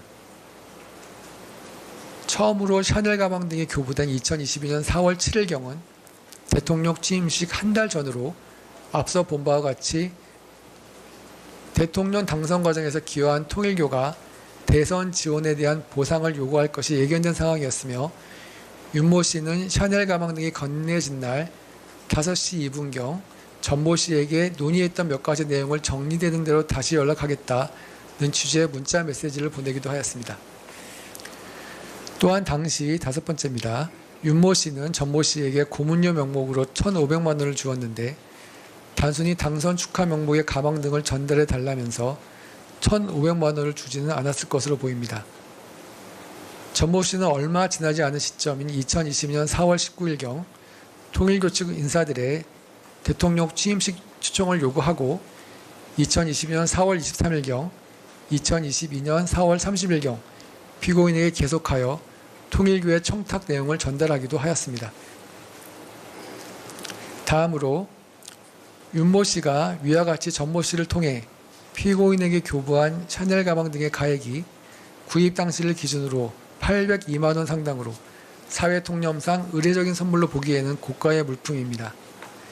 이와 같은 고가의 물건을 대가를 전제하지 아니한 채 친분 관계에서 주고받은 단순한 선물이라고 보긴 어렵고 여기에 당시 피고인의 지위나 앞서 본 바와 같이 통일교에 대하여 감사하는 마음을 가지고 있었고 이러한 점은 통일교 측에게도 전달된 것으로 보이는 점, 통일교 측이 추진하려는 사업의 성격상 대통령의 지시에 의해서 원활한 진행이 가능할 것으로 보이는 점 등을 보태어 보면 앞서 본 청탁의 실현을 위한 대통령의 알선 이사 및 그와 같은 알선 행위와 수수한 금품 사이의 전체적 포괄적 대가관계도 인정됩니다.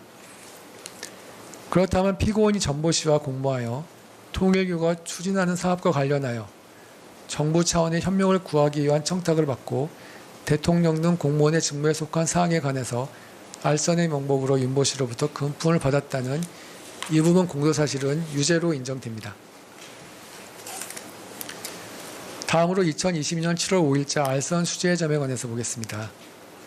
원심은 먼저 피고인이 2022년 7월 5일경 샤넬 가방 등을 전모 씨를 통해 윤모 씨로부터 교부받은 사실을 인정한 다음 피고인은 전모 씨가 2022년 4월 23일경부터 전달하여 준 문자 및 전화통화를 통해 통일교 측에서 원하는 것이 유엔 제5사무국 유치하는 것과 이를 위하여는 아프리카 국가들의 지지가 필요하고 그 지지를 받기 위하여는 그 국가들에 대한 정부 차원의 지원이 필요하다는 것을 전해들은 것으로 보이는 점, 피고인은 2022년 7월 15일경 전화통화에서 윤용호에게 통일교에서 추진하는 일 관련하여 경제적 지원을 위해 피고인이 작업을 하고 있다는 취지로 말한 점 등을 종합하면 청탁 내용을 인식하고 알선 명목으로 위 가방 등을 교부받은 것이라고 인정을 하였습니다.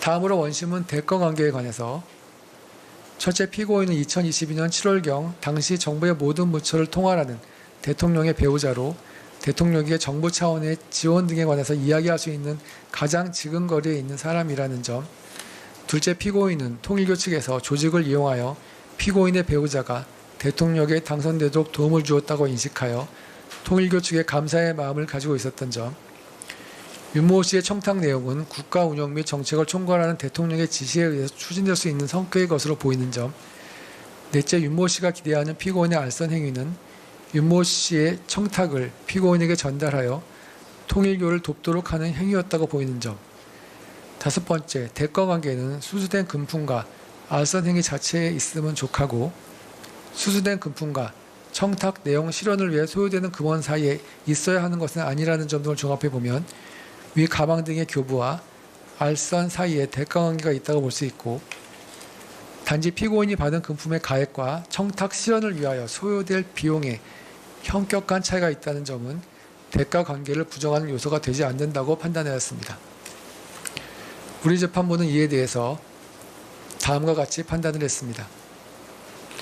피고인은 원심에서 이 부분 항소 이유와 같은 취지의 주장을 하였고, 원심은 앞서 본 바와 같은 상세한 이유를 들어 그 주장을 배척하였는 바, 원심이 설시한 사정에 더하여 첫째, 유엔 제5사무국의 한국 유치 등이 통일교만의 이익을 위해서가 아니었다는 사정만으로 청탁의 존재를 부정할 수 없는 점, 둘째, 청탁 또는 알선의 부탁을 하고 이를 수락하는 행위가 먼저 있은 후 나중에 그와 관련하여 또는 그 대가로 이익을 받을 것을 약속하거나 이익을 받는 행위가 있었다고 하여 공무원의 직무에 속한 사항을 알선한다는 명목으로 금품 등을 수수한 경우로 보아야 하는 점.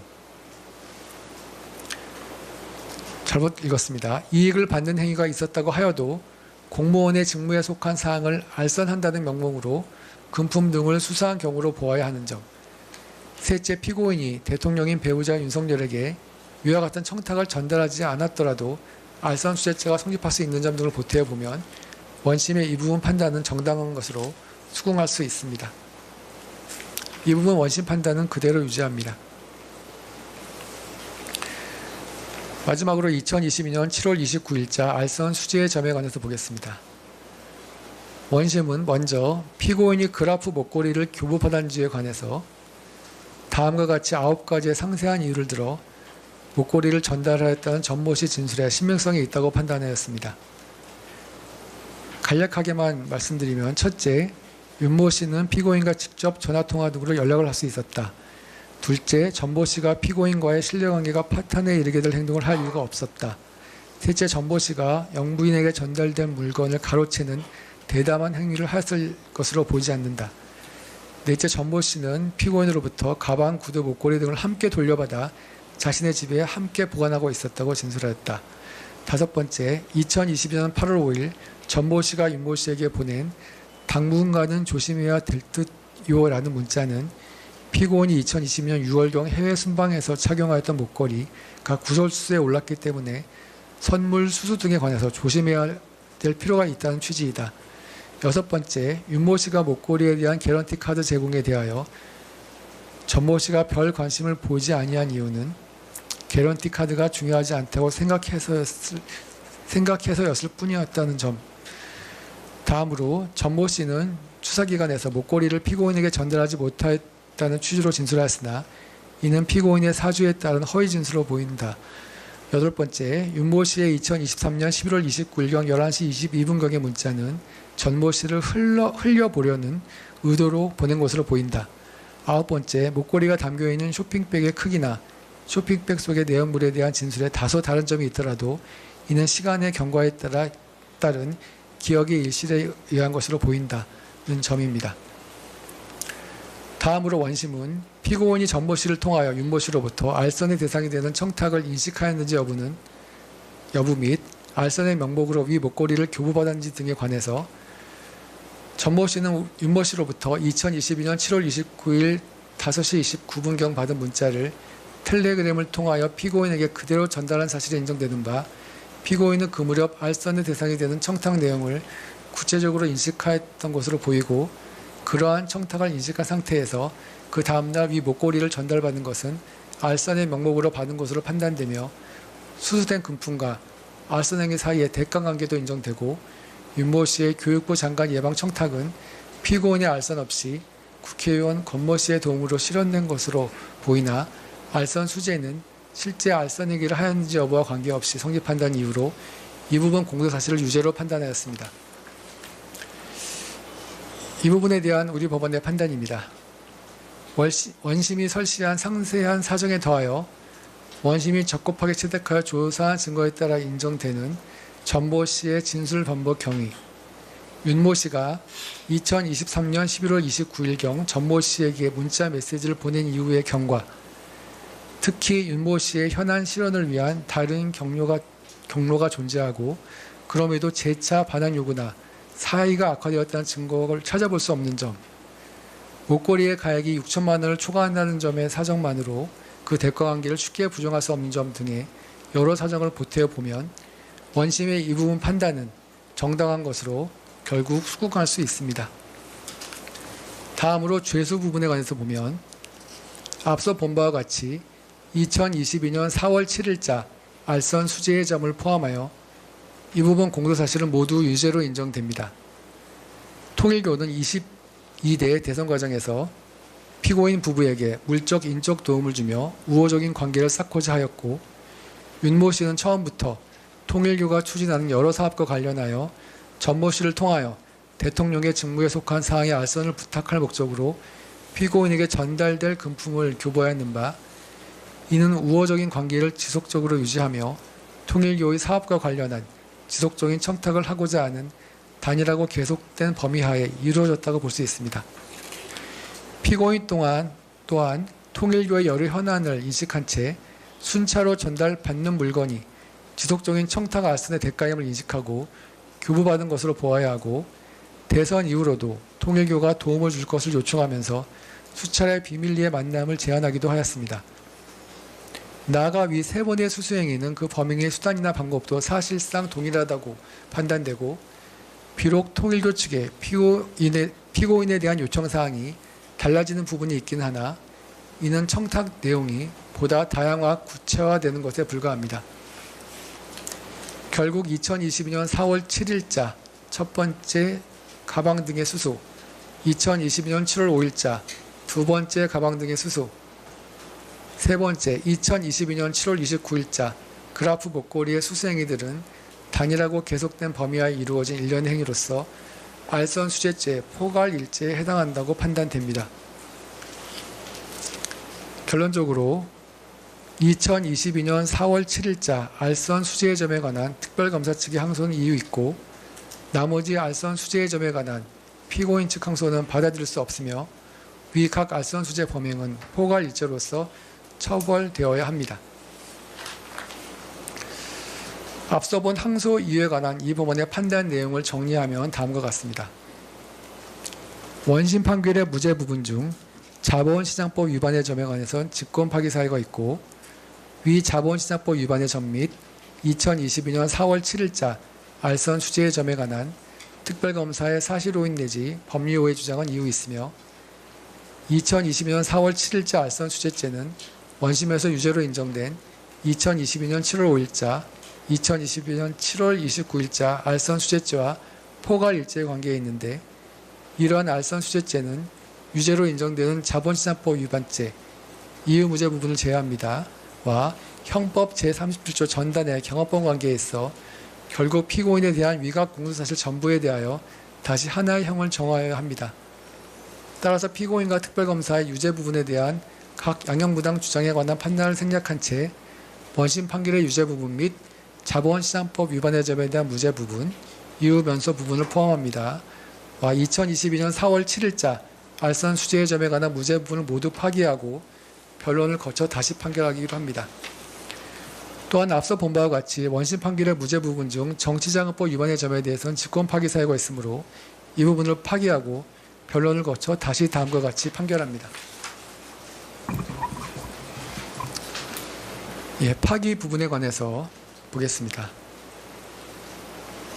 유죄로 인정되는 범죄 사실은 자본시장법 위반의 점 중 앞서 일부 이유 무죄 부분으로 본 제외한 나머지 부분, 요약하면 피고인은 권모씨 등과 공모하여 2010년 10월 22일경부터 2012년 12월 5일경까지 사이에 별지범죄연락표 1순번, 일부 순번 기재와 같이 도이치모터스 주식의 매매에 관해서 통정매매 89회, 가장매매 5회, 합계 총 49만 8,670주에 대한 통정 가장매매를 하고 별지범죄연락표 2 일부 순번 기재와 같이 3,085회 이상 매매 주문 등 시세 조정성 주문을 제출하여 도이치모터스 주식의 매매 거래가 성황을 이루고 있는 듯이 잘못 알게 하거나 그 시세를 변동시키는 행위 및 시세를 고정시키거나 안정시킬 목적으로 그 증권에 관한 일련의 매매 행위를 하였다는 부분입니다.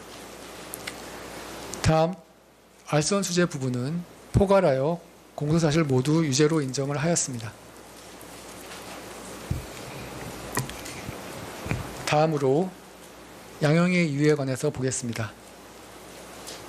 피고인에 대한 불리한 양형사유입니다. 자본시장법 위반 부분은 시세조정으로 인한 자본시장법 위반죄는 주식시장에서의 수요와 공급에 따른 공정한 가격 형성을 방해하여 건전한 주식시장의 육성 및 발전을 저해할 뿐만 아니라 주식시장의 공정성, 투명성을 심각하게 훼손하고 자본시장을 교란하며 선의의 피해자, 특히 일반 투자자들로 하여금 예측하지 못한 손해를 입게 하는 것으로서 경제 질서를 해치는 중대한 범죄 행위에 해당합니다. 또한 이 사건 시세조정 범행은 다수인의 공모와 조직적 실행행위 분담에 따라 여러 계좌를 동원하여 상당한 기간에 걸쳐 이루어졌습니다. 피고인은 이 사건 시세조정 범행에 필요한 거액의 자금 및 증권계좌를 제공하고 통정 매매에 의한 시세조정 행위에 가담하였음에도 죄책을 인정하지 않고 변명으로 일관하고 있습니다.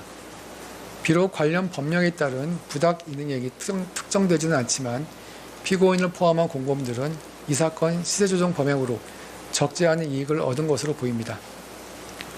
다음으로 알선 수재 부분에 관해서 보겠습니다.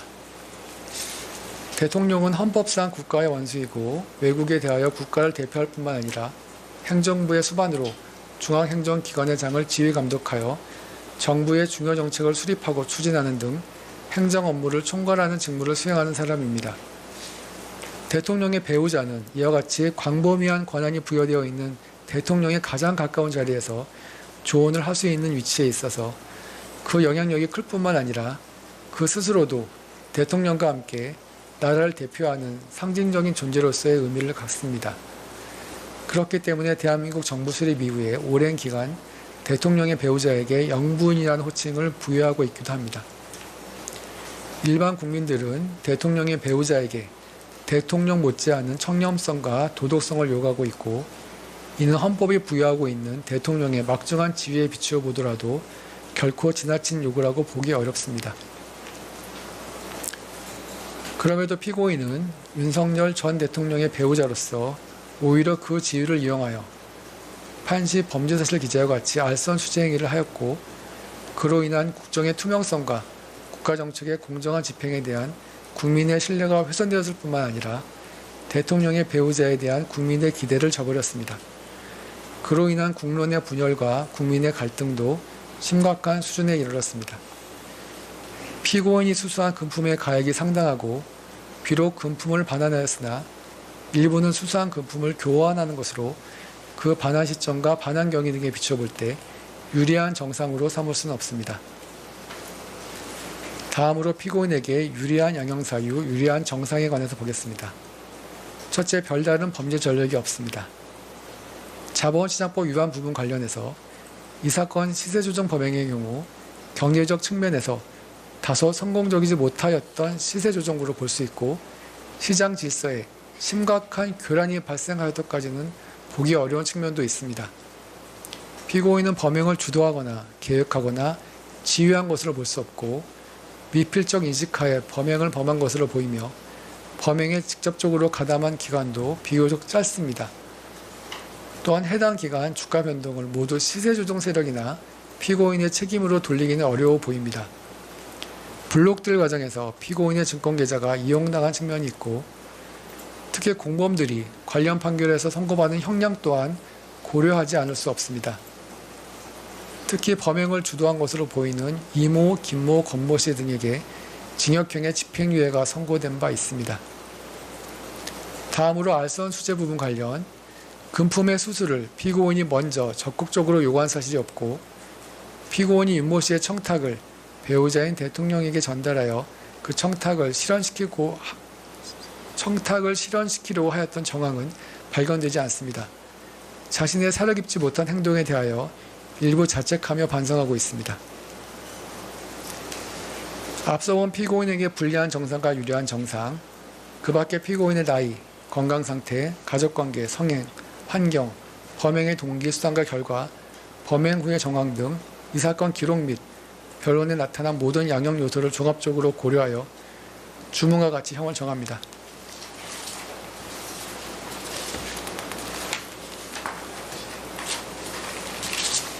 피고인 잠깐 자리에서 주문. 원심 판결 중 유죄 부분과 자본시장과 금융투자업에 관한 법률 위반의 점에 대한 무죄 부분, 이후면서 부분 포함 및 2022년 4월 7일자 특정범죄 가중처벌 등에 관한 법률 위반, 알선 수재의 점에 대한 무죄 부분을 모두 파기한다. 피고인을 징역 4년 및 벌금 5천만 원에 처한다. 피고인이 위 벌금을 납부하지 아니하는 경우 20만 원을 1일로 환산한 기간 피고인을 노역장에 유치한다. 피고인으로부터 압수된 그라프 목걸이 1개를 몰수한다. 피고인으로부터 2,094만 원을 추징한다. 위 벌금 및 추징금에 상당한 금액의 간함을 명한다. 원심 판결 중 정치자금법 위반의 점에 대한 무죄 부분을 파기한다. 이 사건 공소사실 중 정치자금법 위반의 점은 무죄. 피고인 이 판결에 대해서 일주일 내에 대법원에 상고할 수 있고 상고장은 이 법원인 서울고등법원에 제출하면 됩니다. 피고인 무죄 부분에 대해서 일간지 등에 공시되기를 원하시나요? 특별한 의견 없으신가요? 예.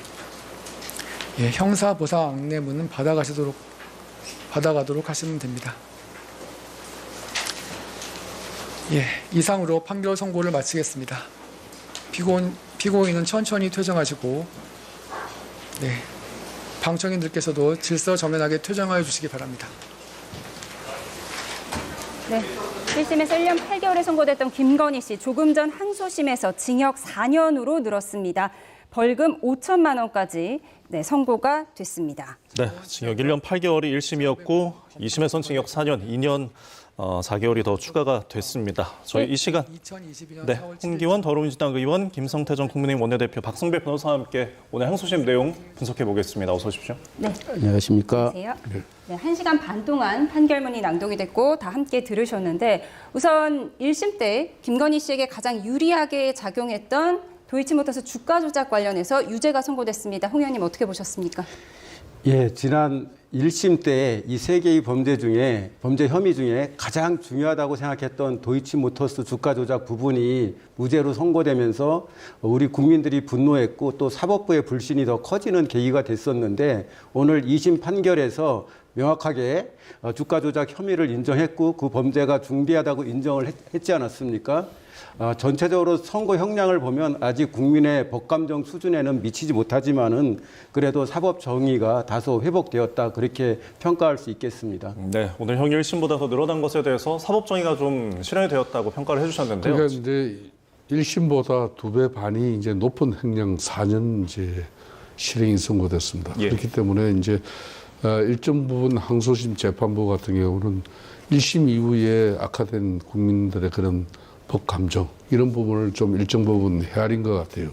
특히 대통령 배우자 같은 경우는 대통령 못지않은 그런 수준 높은 도덕성이 필요한 것이고 또 김건희 범행으로 이 국론 분열상이 또 심각하다. 이 부분에 대해서는 이 형량이 높을 수밖에 없다는 그런 이 선고 판사의 그런 고뇌가 있었던 것 같아요. 예. 또 중요한 것은 이번 판결을 통해 가지고 특히 그동안 통일교 관련 검토 수순 이 부분에 대해서도 법원이 명확하게 함으로써 이제 알선 수재 부분에 대해서 비록 윤석열 대통령까지 이 부분에 대해서 대가성을 이렇게 올린 그런 사항은 나오지 않았지만은 김건희 여사로서는 분명히 대통령 영부인으로서는 해서는 하지 못할 예. 그런 아주 나쁜 선례를 남긴 그런 대한민국 헌정사에 제일 지금 안 좋은 상황이 된 것 같습니다. 네, 나쁜 선례를 남기게 된 부분에 대해서 또 아쉬움을 지적해 주셨습니다. 저희가 생중계가 선고가 한 90분 동안이 진행이 됐는데 이 시간 저희 두 분 의원께서 함께해 주셨습니다. 장시간 봐주셨는데 저희가 진행 관계상 여기서 먼저 인사를 드리겠습니다. 두 분 고생하셨습니다. 고맙습니다. 저희는 박성배 변호사와 함께 법리적인 문제 좀 더 따져보도록 하겠습니다. 우선 도이치모터스 시세 조정 공동 정범이 인정된 것이 형량이 크게 드는데 가장 큰 영향을 줬을 텐데요. 근거가 뭐죠? 이 사건 1심에서 도이치모터스 주가 조작 혐의는 모두 무죄가 선고되었습니다. 전체 범죄 혐의는 아니지만 일부 범죄 혐의에 대해서 공동 정범이 그대로 인정되었습니다. 무엇보다도 김 씨가 20억 원의 거금을 미래에셋 대우 계좌에 입금하면서 도이치모터스 단일 종목을 선택하였고 1인 매매를 위탁하였을 뿐만 아니라 그중 수익의 40%를 블랙펄에 지급하기로 한 이례적인 약정을 체결하였다. 실제로 18만 주 매도가 통정 매매에 해당한다는 관련 사건 유죄 판결도 존재한다는 전제하에서 공동 정범을 인정하였습니다. 특히 단순히 이 계좌를 제공한 수준을 넘어서 순차 공모의 형태로 공동 정범이 성립한다는 취지의 판시를 이어나갔는데 이미 공범 관계가 성립된 이상 김 씨가 중간에 그 범행을 중단하거나 빠졌다고 하더라도 그 위험성을 내포하고 있는 여타 공범들의 범죄 행위를 막지 않았다면 그 후속 조치에 대해서도 김 씨가 온전한 책임을 부담한다는 공동 정범의 일반 법리도 설치하였습니다. 이에 따라 공소시효도 도과하지 않았다고 판단했는데 단일하고 계속된 범위로서 포괄 일자가 성립하는 이상 공범에 대해서 이미 2021년 공소가 제기되기 시작해 일부 공범에 대해 재판이 진행되고 있는 와중이라 김 씨에 대한 공소시효도 도과하지 않았다고 판시했습니다. 네, 그러니까 공동 정범으로 보고 공소시효에 대한 부분도 이제 판단이 달랐는데 지금 이제 부당 이등에 대해서는 좀 판단을 좀 어렵다고 본 것 같습니다. 이 사건에서 특검이 가장 영향이 높다고 평가한 부분이 도이치모터스 주가 조작 혐의였습니다. 8억 1천만 원 상당의 부당 이득을 수수했다는 전제하에서 그와 같은 주장을 펼친 것인데 자본시장법상 이득액이 5억 원을 넘어서게 되면 징역 3년 이상으로 처벌합니다. 벌금형도 존재하지 않습니다. 그렇지만 부당 이득액을 특정하지 못하는 경우에는 징역 1년 이상 또는 벌금형을 선고하게 되는데 벌금형 상한이 5억 원에 그치게 됩니다. 즉 이 사건의 경우에는 부당 이득액을 산정하기 위한 특검의 주장이 비춰본다고 하더라도 공범 등 여타 판결 내 나아가서 특검의 여러 자료에 비춰본다고 하더라도 실제로 김 씨가 시세 조정으로 얻은 이익액이 특정되지 않았다. 그렇다면 산정 불가에 해당하므로 자본시장법상 이득액 5억 원을 초과함을 전제로 한 징역 3년 이상은 적용되지 못하는 난점이 있었습니다. 이에 따라 주가 조작의 공동 정범이 성립하였음에도 불구하고 이 주가 조작과 관련된 형량 자체는 그리 높게 책정되지 않게 되었습니다. 1심에서는 공소시효 얘기를 했었습니다. 일부 범죄가 공소시효가 만료됐다라고 했는데 이 부분을 2심에서 인정하지 않았어요. 전체 하나의 범죄로 봐야 한다는 거죠.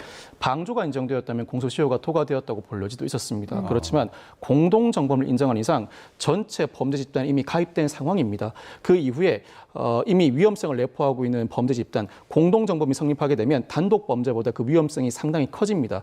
그 중간에 일부 구성원이 탈퇴한다고 하더라도 이 구성원이 적극적으로 나서서 전체 범행을 중간에 중단시키지 않는 한 이후 행해진 공동 정범 전체 범행에 대해서 탈퇴한 당사자에게도 그 모든 죄책이 귀속되게 됩니다. 이 사건의 일반 법리를 그대로 설치하면서 김 씨가 중간에 일부 탈퇴하거나 시세 조정에 직접 가담하지 않은 정황이 존재한다고 하더라도 공동 정범으로서 전체 공범들이 그 이후로도 추가로 범한 범죄에 대해서도 김 씨에게 모든 범행을 귀속시킬 수밖에 없다는 취지로 판시했습니다. 그에 따라서 그 책임도 더 무거워지고 공소시효도 도과하지 않았다는 판결로 이어질 수 있었습니다. 네, 3번에 걸친 거래였는데 지금 이제 하나의 범죄, 포괄 범죄로 이제 판단을 한 것이고 지금 이제 징역이 늘어났습니다. 실형이. 그러니까 1년 8개월에서 4년으로 아까 언급하신 것처럼 2배 이상이 늘어났는데 여기에 결정적인 어떤 양형 이유가 어디 있을까요? 도이치모터스 주가 조작 사건은 그 죄질에 비춰보면 형량이 상당히 높게 책정되어야 하지만 공범들이 비교적 오랜 사건을 두고 뒤늦게 재판을 받는 사정이 겹치면서 집행유예 선고를 받게 되었습니다. 아마 따로 판결이 선고되었다면 이 도이치모터스 주가 조작 혐의 판결은 공동 정범이 인정됨에도 불구하고 집행유예에 그쳤을 것입니다. 그렇지만 이 도이치모터스 주가 조작 외에도 알선 수재 혐의가 동시에 판결받는 상황이었으므로 실형 선고는 불가피했던 것으로 보이고 일단 전부 무죄가 선고되었던 도이치모터스 주가 조작 혐의가 유죄로 전환되었고 나아가서 특가법상 알선 수재 중에서도 2022년 4월 샤넬 가방 부분도 1심 판결과 다르게 유죄로 전환되었습니다. 그 유죄로 전환된 샤넬 가방 부분을 포함해 2027년 7월 샤넬 가방과 그라프 목걸이를 포섭해서 포괄일조로 판단했는데 지속적으로 고가의 금품을 취득하였고 청탁과 관련된 알선 수재 혐의가 인정된 이상 형량 상향은 불가피했고 유사한 변호사법 위반의 양형 기준에 따른다면 징역 4년은 도이치모터스 주가 조작 혐의를 포함한다고 하더라도 기본 형량으로서 권고 형량에 포함되는 형이라고 할 수 있습니다. 형량도 1년 8개월에서 4년으로 늘어났고요. 벌금 5천만 원과 추징금 2천여만 원이 또 부과가 됐습니다. 이 부분은 어떤 이유인가요? 벌금형이 부과된 것은 도이치모터스 주가 조작 혐의와 관련된 추정할 수 없는 이득의 경우에는 상한이 5천만 원이다 보니 5천만 원을 전제로 벌금 5천만 원을 부과한 것으로 보입니다. 나아가서 몰수 추징은 그라프 목걸이 몰수와 2,040만 원 추징인데 알선 수재와 관련된 몰수 추징입니다. 그라프 목걸이는 전성배 씨가 이미 김 씨로부터 이 사건이 불거진 이후에 반환받은 바 있고 이 반환받은 그라프 목걸이를 법원에 제출한 바 있습니다. 즉 알선 수재에 제공된 물품이므로 그대로 몰수되는 것이고 샤넬 가방은 이미 다른 샤넬 가방 또는 구두로 교환된 상황입니다. 이런 상황이라면 그 원래 제공되었던 샤넬 가방을 몰수할 수 없으니 그 가액인 2,040만 원을 추징하는 판결을 선고하게 된 것입니다. 네. 그리고 이제 또 하나의 이제 혐의가 여론조사를 무상으로 제공을 받았다. 정치자금법인데 특검에서는 과거 1심에서도 이제 무죄가 선고가 됐으니까 김건희 씨와 계속 협의가 있었다. 이런 부분을 좀 강조를 했는데 이 부분도 받아들여지지 않은 것 같습니다. 명태균 무상 여론조사 이른바 정치자금법 위반 혐의는 1심 판결과 마찬가지로 무죄가 유지되었습니다. 자신 또는 소속된 단체 홍보 등 목적으로 여론조사를 실시하고 공표하였다는 취지로 판시하면서 특히나 명 씨가 윤 전 대통령 부부에게 제공한 보고서도 정례 여론조사 보고서로서 이전부터 수시로 행해오던 여론조사에 불과했다는 판시를 이어나갔습니다.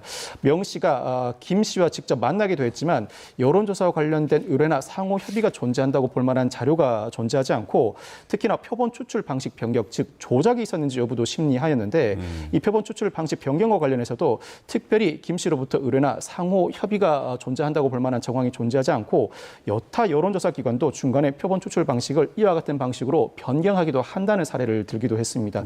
이와 같은 전자해서라면 조작이 가해졌다고 볼 수 없다는 것이고 나아가서 김영선 전 의원 공천과 관련해서도 실질적으로도 관련자들 조사를 실시해 봤지만 여론조사 대가와 관련된 공천 이야기가 오고 가지 않았고 기타 현실적인 영향을 미쳤다고 하더라도 법적 판단의 영역이 들어서게 되면 공천에 미치는 여러 요소가 다양한 상황에서 이와 같은 여론조사 제공을 대가로 공천에 영향을 미쳤다고 단언하기 어렵다는 취지의 판시를 하였습니다. 예, 그러니까 명태균 씨 여론조사 관련해서는 이제 무죄, 1심의 무죄가 유지됐다 이렇게 정리를 할 수가 있는데 알선 수재 혐의를 좀 더 자세히 보도록 하겠습니다. 통일교로부터 받은 샤넬백 2개와 그라프 목걸이 중에서 샤넬백 1개가 무죄로 선고된 게 1심에서 좀 이례적이었는데요. 이 부분을 다시 유죄로 본 대표적인 이유가 어떤 거죠?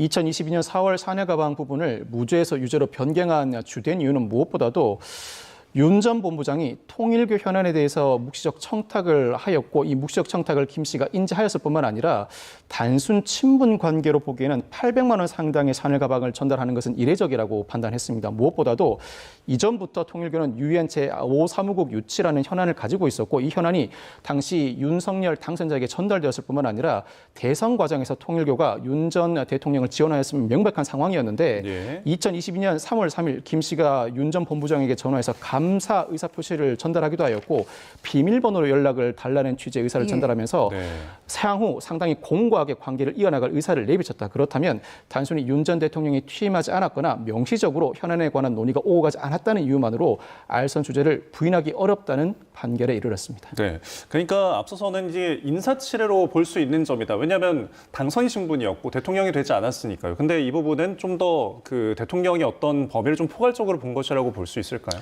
청탁 실시는 대통령 당선 이후에 행해질 수 있어도 그 이전에 청탁은 충분히 존재할 수 있다는 판단으로 보입니다. 통상 알선 수재는 청탁과 청탁에 대한 대가 내지는 행위가 그대로 이어지는 구조를 형성하기 마련인데 이 사건은 특수한 윤 전 대통령 당선인 신분이라는 사정이 끼어 있습니다. 이런 사정이라면 대통령 취임 이후에 현안을 들어준다고 하더라도 청탁은 대통령 취임 이전에도 충분히 이루어질 수 있고 통일교가 윤 전 대통령 당선을 위해서 많은 기여를 한 사실이 명백한 상황에서 상당히 고가의 금품이 오고 갔으며 김 씨가 윤 전 본부장에게 전화해서 감사 의사를 표시한다. 이 정도면 서로 간에 현안을 해결해 주겠다는 양해가 충분히 존재한다고 보여진다는 결론입니다. 예, 그리고 두 번째 1,200만 원짜리 샤넬백과 그라프 목걸이 이 부분은 이제 1심과 똑같은 논리로 유죄가 인정된 거죠? 그대로 유죄가 인정되면서 2022년 4월 샤넬 가방과 2022년 7월 샤넬 가방 그라프 목걸이 전체를 포괄일조로 구성했습니다. 포괄일조로 구성함으로써 사실 각자의 범행을 판단하기보다 포괄일조로 구성하게 되면 피고인에게